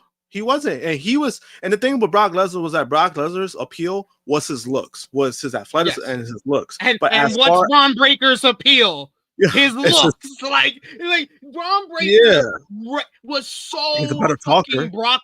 Like last year, Better talker. when he first debuts on the main roster, Bron Breaker read like if you put him in a coding machine, he was Brock Lesnar. He was so coded Brock Lesnar, and it seemed like a foregone conclusion. WWE should just push him to the moon last year. Now we are a full year later, going on to year 3, and we're still like, are we sure they're gonna do this? Are you sure? Are you sure Royal Rumble is a big enough show? Are you sure WrestleMania 42 in Las Vegas is a big enough show? What I think maybe WrestleMania 43 in Saudi Arabia is bigger than WrestleMania 42 in Las Vegas. We should save it for that. Like, you have to understand, if you accept that bullshit of Saturday Night's Main Event, it's not a big enough show.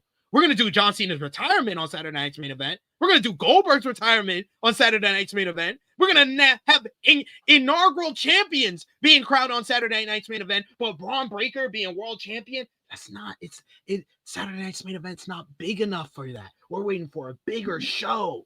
And I hate to say this to all of y'all that are of the belief that have some faith in WWE, but I'm going to tell y'all the truth. CM Punk versus Jey Uso. It is way more likely whoever wins that matchup is still going to be champion at WrestleMania, and they're not going to face Bron Breaker. Either one of them has a better story with a bigger star. Roman Reigns. Jey Uso wins the World Heavyweight Championship, turns heel. He faced Roman Reigns at WrestleMania. That writes itself. CM Punk wins the World Heavyweight Championship, defends it for a few months, and faced Roman Reigns at the matchup that we were supposed to get at last year's WrestleMania. Writes itself. That writes itself way more than Bron Breaker becoming world champion and WWE finally crowning someone in their fucking 20s. Like, the numbers don't lie, and it spells disaster for Triple H booking fucking young people.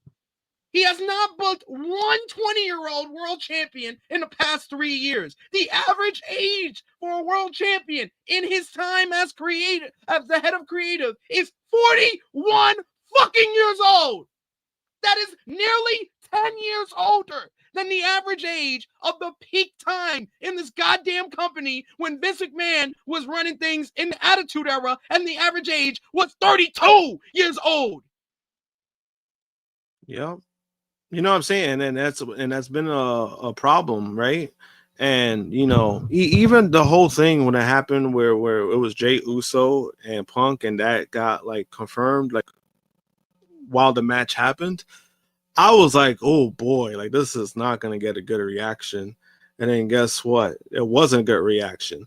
You know, and I've said it like last week, right? When you go with Punk is a safe place, meaning like, all right, we need somebody prominent him to be a world champion. You go with CM Punk, but then you have an opportunity where you could do something new, do something fresh. It's gonna garner more attention, in my opinion.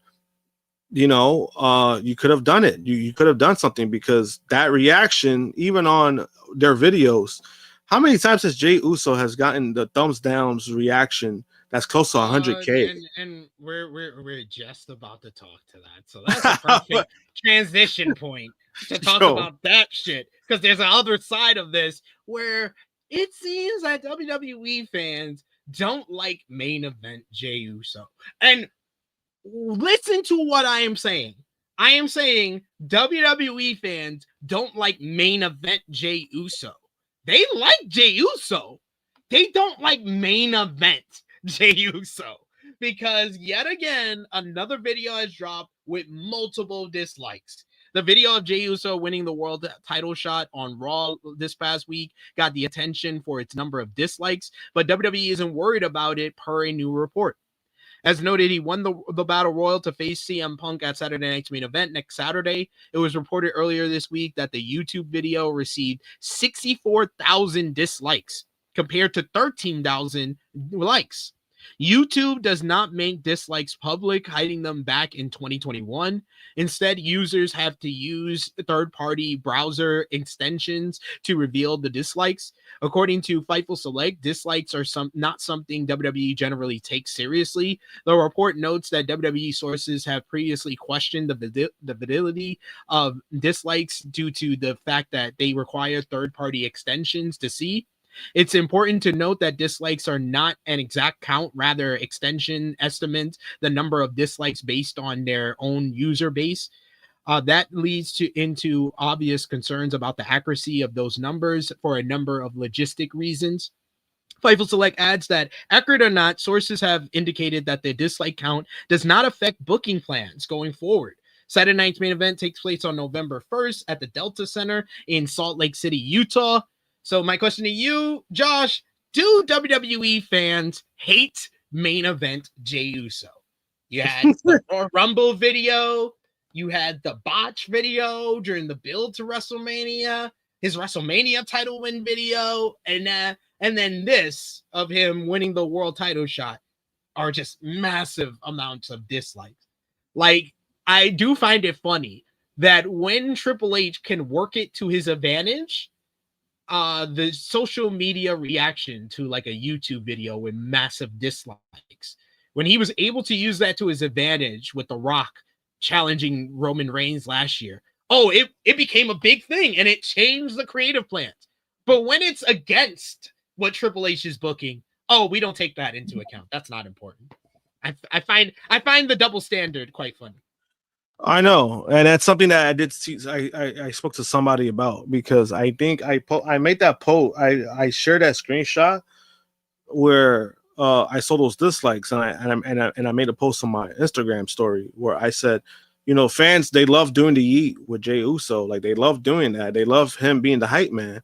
But apparently, when he gets a title shot, nobody likes it. Apparently, it's a different reaction. And I think that's kind of where you're at with Jey. I think people like Jey as a character. I think he does certain things that gets the crowd going and gets the crowd hype. As far as when the bell rings, I think that's where it changes. And when you kind of see this quality of work in the ring, it kind of just effect of like, all right, so this guy be a world champion. And from his first, title reign, kind of shows you they didn't even have faith in that. It was 51 days. It was 2-3 title defenses. One of them was a disqualification. Kind of just tells you where that's gonna go. As far as everything else, I mean, it's true. The double standard is kind of wild. Whereas, like, The Rock had one of the highest dislikes in a video in its history. That became a big deal. But now with Jey Uso, you're talking about 3 videos, close to 300,000 dislikes. You're telling me that's not a factor? You tell me that's not a problem? That's a problem. And you could try to ignore it all you want. It is a real problem no matter what. No matter how you try to spin it, no matter how you try to look at it. Because the thing is that WWE, what they're going to try to do too is they're going to use the same effect with the Brock. Oh, well, he comes out and he gets cheered. So we don't listen to the internet, but you guys listen to the internet when it benefits you.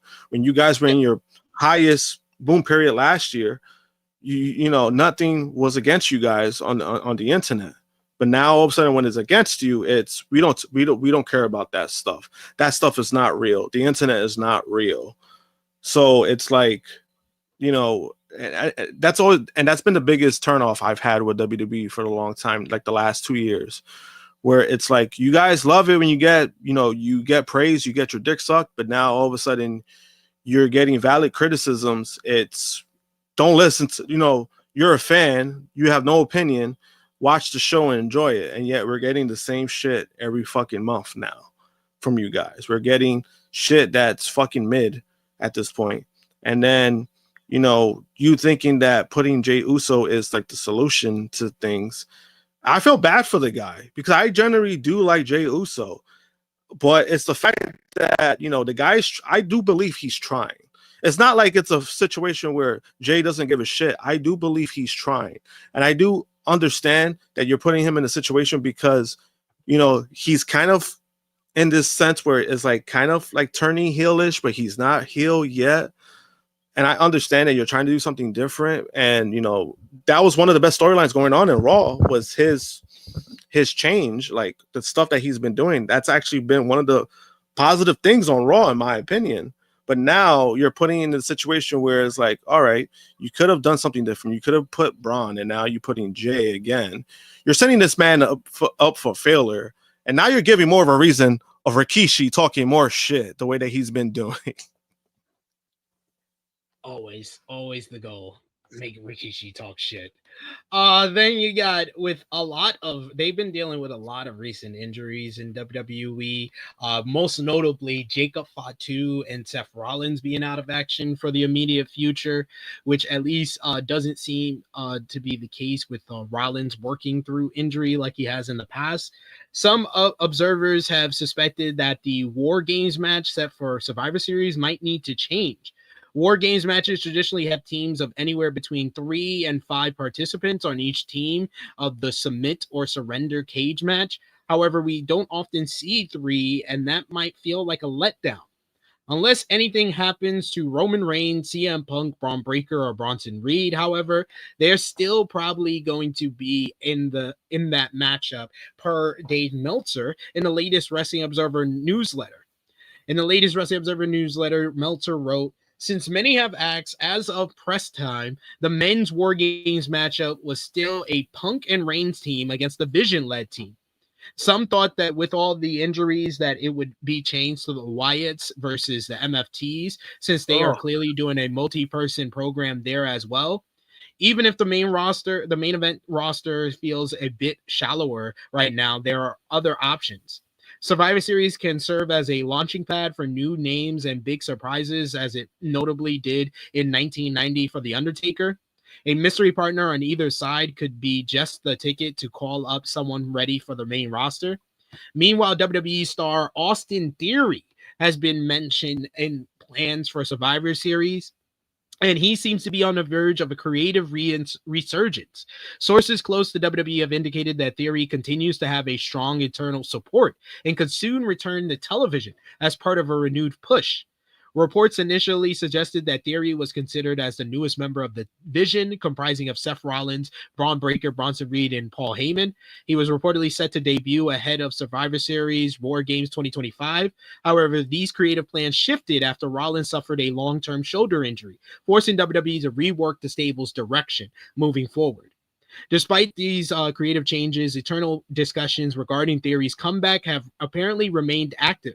On X, WrestleVotes described WWE's current stance on Theory as, sources indicate there are still voices within the company pushing to keep Theory involved in creative plans. Even after the recent shuffling caused by Seth Rollins' injury, the idea of Theory joining the Vision for Survivor Series was at least discussed, and he still has eternal support moving forward to reappear on television in a significant manner. Survivor Series will take place on November 29th, so that's in about 4.5 weeks time. So we'll keep you updated on any other plans in regards to that show. Someone else who has some new plans is Santos Escobar. Of course, he was in the news when his contract expired a couple of weeks back, but now he's going to be back on TV very soon after re-signing with WWE. PW Insider reports that it's unclear whether Escobar will appear on the broadcast, but he is scheduled to be at the Monday Night Raw taping on October 27th in Anaheim, California. If his visit is tied, it's not sure if his visit is tied to reappearing on television or creative meetings. His presence at Raw marks his first scheduled WWE appearance since leaving SmackDown after the expiration of his contract earlier this month. PW Insider wrote, Escobar is currently slated to be at this Monday's Raw. His contract expired with WWE on October 7th. He re-signed just like a day later. He last appeared for WWE at Worlds Collide Las Vegas. So it should be interesting to see where WWE positions Santos Escobar following his hiatus. But someone else who might be coming back from injury or coming back from hiatus is Liv Morgan. The WWE superstar has been sidelined with a shoulder injury since June. PW Insider Elite had an update on her return status. The report notes that Morgan is expected to make her WWE in-ring return by early 2026. Additionally, it said that there's a possibility she might be able to return sooner, depending on the progress of her physical rehab. PW Insider Elite reports that many sources in WWE are going to be thrilled to see Morgan make her return to WWE once she's ready. It's also noted that Morgan is one of the most popular WWE superstars in Saudi Arabia, and with the Royal Rumble happening in Riyadh next year, WWE is hoping she will be ready to go by that time.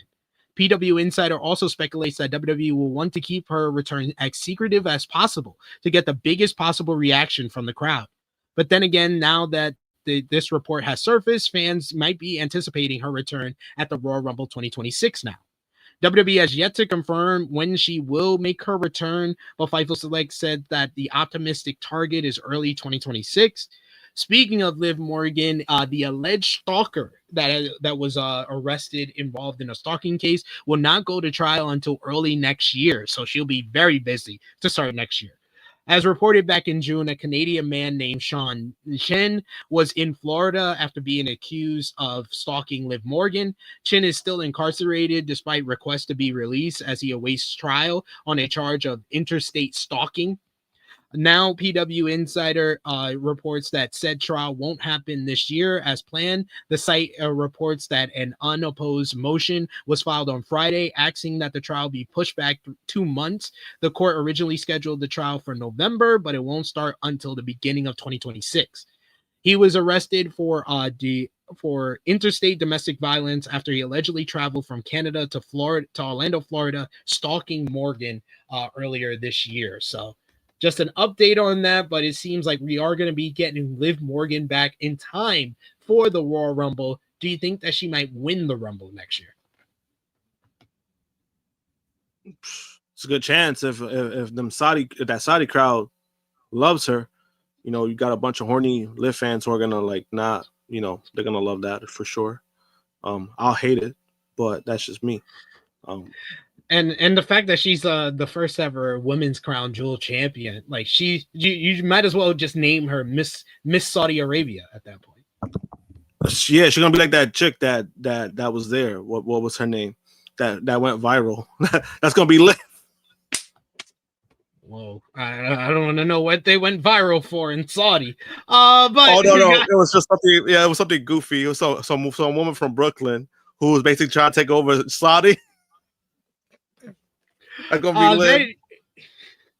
Then you had NXT this week. The show did not do so well in the ratings, like most things. But they did have some final build for WWE NXT coming up. WWE NXT Halloween Havoc, which was last night. The show featured Tatum Paxley and the Culling kicking off the program to talk about her journey heading into the NXT women's title matchup at Halloween Havoc. Paxley was confronted by JC Jane, which led to a tag team main event with Jane and her partner Lainey Reed picking up the win over Paxley and Easy Dane. Post-match, Tatum fought back against the fatal influence, standing tall over the champion. So Ruca appeared to be about to relinquish the NXT Women's North American Championship due to an apparent knee injury she suffered on SmackDown. But Zarya instead stepped up to take her place at Halloween Havoc against Blake Monroe and laid her out, holding up the title. Leon Slater picked up a win over Channing Stacks Lorenzo to retain the X Division Championship. Post-match, Slater and Javon Evans decided to issue an open challenge to anyone and answered Lucha Libre Triple A's Mr. Iguana and La Parca. You had Jasper Troy picked up a win over TNA's Zachary Wentz, while SmackDown's Axiom beat Evolve's Sean Legacy for both Axiom and Jasper Troy to move on in the Speed Championship Tournament. OTM picked up a win against former NXT Tag Team Champions Hank and Tank, while Ricky Saints and Trick Williams had a very entertaining contract signing for the NXT Championship match at Halloween Havoc, with Ricky Saints cutting one of his best promos yet, like an excellent fighting babyface champion, very passionate. And in the end, he laid out Trick Williams ahead of last night, Halloween Havoc, where Ricky Saints picked up the win over Trick Williams in a good main event to retain the NXT Championship. Dark State beat the Broken Hardys in a Broken Rules match to win the NXT Tag Team Championships back. Boneheaded decision.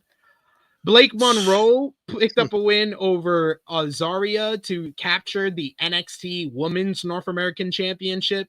Javon Evans and Leon Slater beat Mr. Iguana and La Parca in a pretty fun tag team opener. Ethan Page defeated Elio Dr. Wagner Jr. in what I thought was a great Day of the Dead matchup to retain the NXT North American Championship. And in the biggest surprise of the night, it was Tatum Paxley shocking everyone by beating JC Jane to win the NXT Women's Championship. The ending of the bout saw Izzy Dame almost attack Tatum with the NXT Women's Championship, but at the last minute, she avoided it. Dame took a bullet for her, and she picked up the win and promised NXT would be crazier now that she's champion. Any thoughts on last night's Halloween Havoc? I thought it was a good show, yet completely forgettable. I think that's a lot of people were saying. So when I got home and Wendy was watching. She said that she didn't really pay attention to it. So I got home right before the main event. I got to watch the main event. I thought the main event was okay. Nothing. It really didn't really move me that much. I did see clips. The best stuff I did see was like the Ethan Page stuff. I saw he had the makeup. He kept the makeup going. And then I saw he fucked this dude up because I saw the mask was ripped off. So I saw like clips of that. I thought that looked pretty good. The decision in the Hardys losing the titles. What the fuck was that about? What was the point? Like, I don't know. Like was your goal to put over Dark State? I don't know. We need to have the Regina George talk with WWE and be like, you're not gonna make Dark State a thing. You're not gonna make fetch a thing, Gretchen. That's what we need to tell WWE. You're not gonna make Dark State a thing.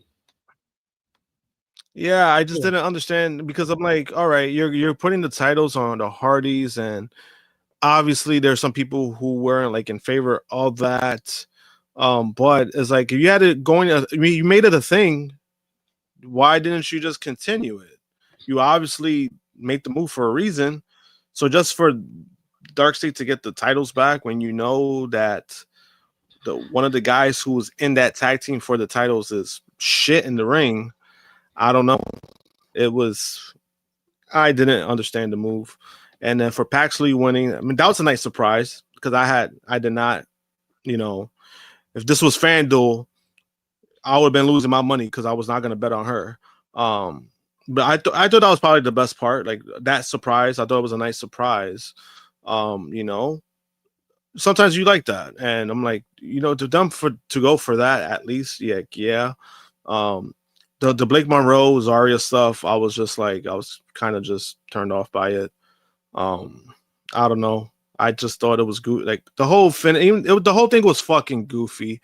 She goes out of the ring to pick up Ruca. Ruca was getting back up. Why are you getting out of the ring to freaking help her out? Just win the fucking match. Like I didn't understand that. I thought that was just dumb. It was definitely dumb. During this week's NXT, it was revealed that Sol Ruca would not be performing at Halloween Havoc. During Thursday's Wrestling Observer News Radio, Dave Meltzer and Brian Alvarez cast some doubt over the legitimacy of this injury. Sol Ruca supposedly suffered a knee injury during a moonsault spot in the SmackDown matchup against Charlotte Flair and Alexa Bliss for the tag team titles. He said Alvarez said there was a spot in the match where she supposedly injured her knee, but watching this whole segment, the way they did it, the way everybody responded to everything, it was just, I don't know, man. Alvarez speculated that Ruca might have simply tweaked her knee, but won't need surgery and will only have to be on the shelf for only a few weeks. I don't know. I watched this segment and I didn't buy it. Meltzer noted that he wasn't convinced either by the legitimacy of Ruca's injury during the segment. He responded, I wasn't that convinced either. It felt way too storyline, but it's one of those things I have not had anyone confirm the injury to me, but I had nobody not confirm it, which also when that happens, that's the same thing that happened with Seth Rollins. Meltzer added, although I did have people not confirm it. So WWE, you are basically the boy who cried wolf now with every injury. Every injury is going to be this. Unless we actually see the injury, we have to question everything now because of the Seth Rollins bullshit.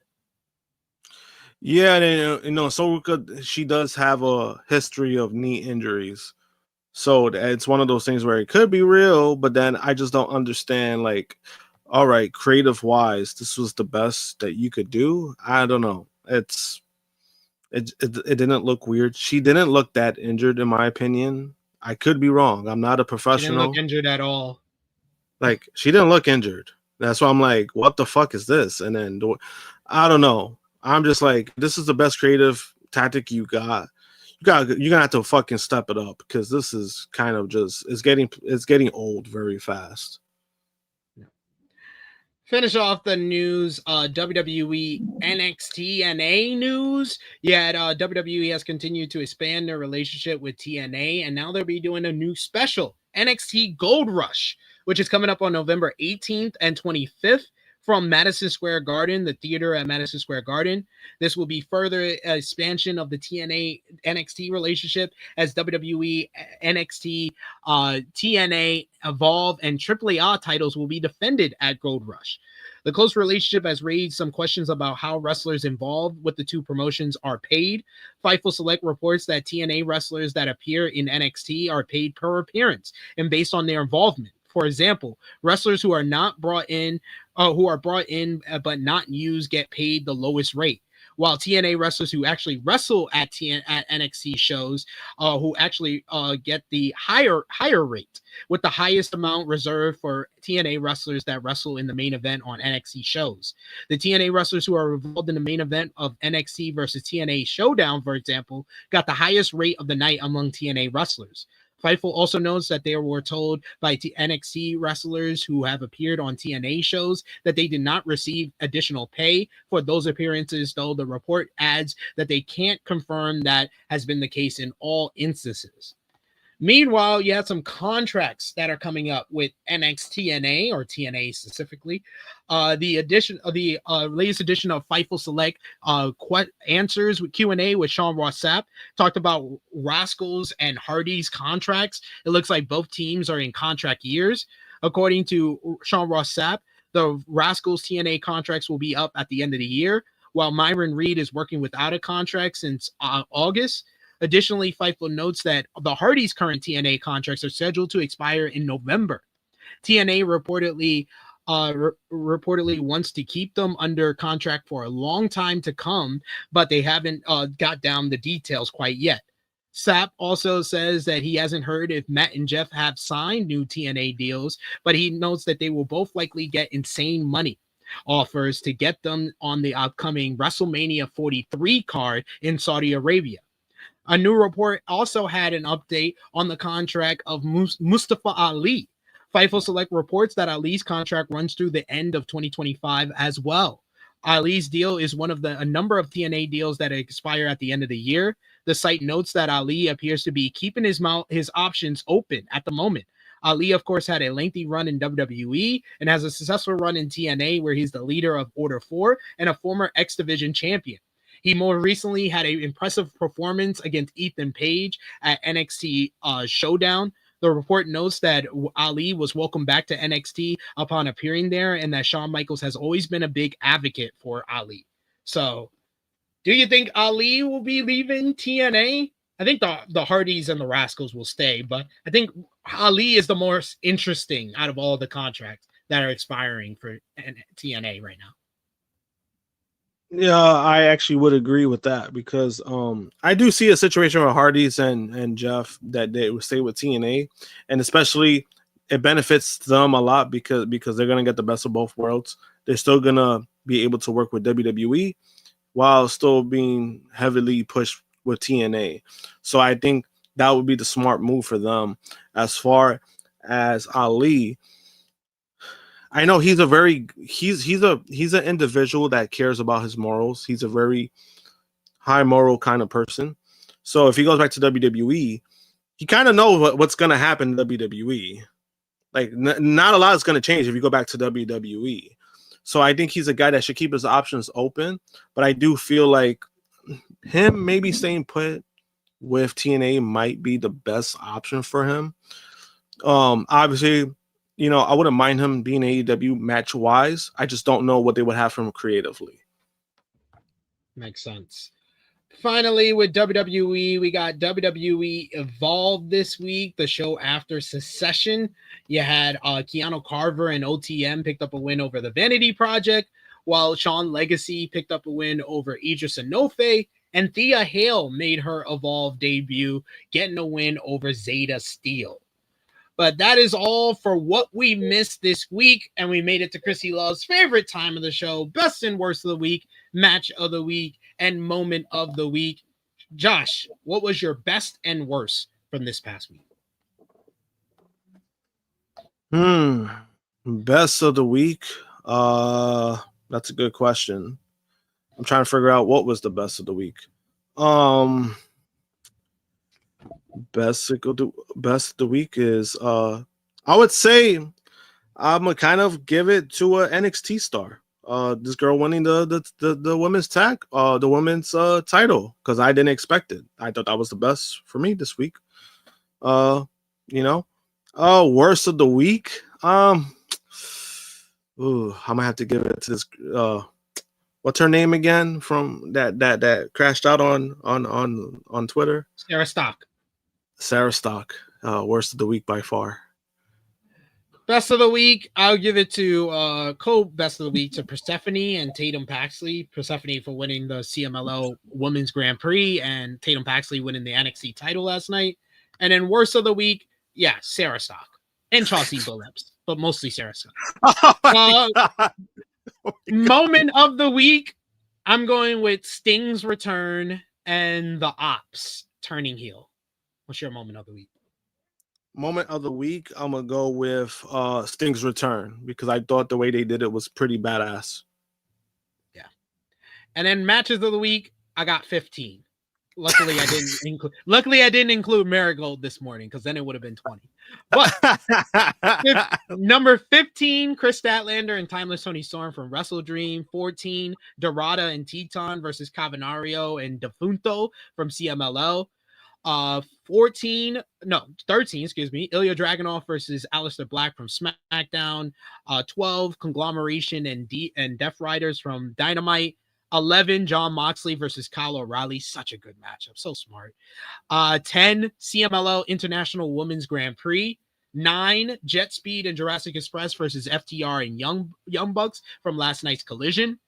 8, Styles and Dragon Lee versus Judgment Day from Raw. 7, Hangman versus Joe from WrestleDream. 6, FTR versus Jet Speed from WrestleDream. 5, Fletcher versus Briscoe from WrestleDream.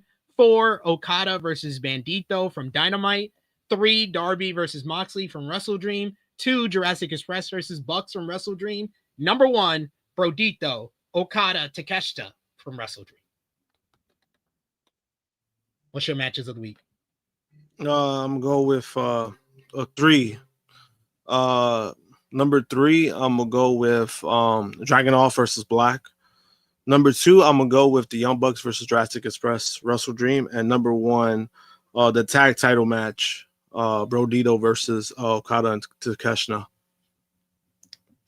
Good list there. But that is our best, worst matches and moments of the week. But that is all for us for this week on the Tru Heel Heat flagship podcast. Want to thank our special guest, Blue Magic from Brainbuster Battle Royal. Go over and subscribe over there. Check out all the great content on Sundays and Thursdays of the tournament. And Jon Escudero of Dirt Sheet Radio. Go over and subscribe to Dirt Sheet Radio. And thank you so much. And we'll see you, John, next month after Full Gear. Josh, let the people know where they can follow you on social media and when they shall see you again. You can follow me at JMPunk321 on Instagram and X. And next time you see me is next Saturday. I'll be back on for the podcast. I want to thank SP3, by the way, and the team for having this episode on Sunday, just because yesterday I wouldn't have been able to make it, and I really didn't want to miss another episode, at least not in the meantime, not anytime soon again. So I appreciate that we did it today. And we had a special guest, so I appreciate everything. Yes, thanks to our special guest. Thanks to you, Josh. Thanks to our producer. Miss Krssi Love will be back with us next Saturday. Follow me on the Twitter machine at Tru Heel SB3. Follow the gang, Facebook, Twitter, Instagram, TikTok at Tru Heel Heat. Patreon.com/Tru Heel Heat. $3 a month. Get you exclusive content. The best way to support us when we are not live here. And go check out our latest GOAT match series, watching the third and final match from 1989 between Ricky the Dragon Steamboat and Ric Flair. That's up right now. I will be back with you tomorrow. I think it will be pre-taped, but I might be live. Who knows? For our NXT Halloween Havoc 2025 review. Tuesday, we got Rated Raw review. Wednesday, we got a preview for Saturday night's main event. Thursday, a Ramble. Friday, we got a preview for New Japan's Hiroshi Tanahashi Homecoming next Sunday. So we'll have predictions on both Saturday night's main event and New Japan next Saturday. So join us for that. For Josh, for Jon Escudero, for Blue, it is me, your Tru Heel Phenom, SP3. This has been Tru Heel Heat 352, a revision reverse. We are signing off until next time.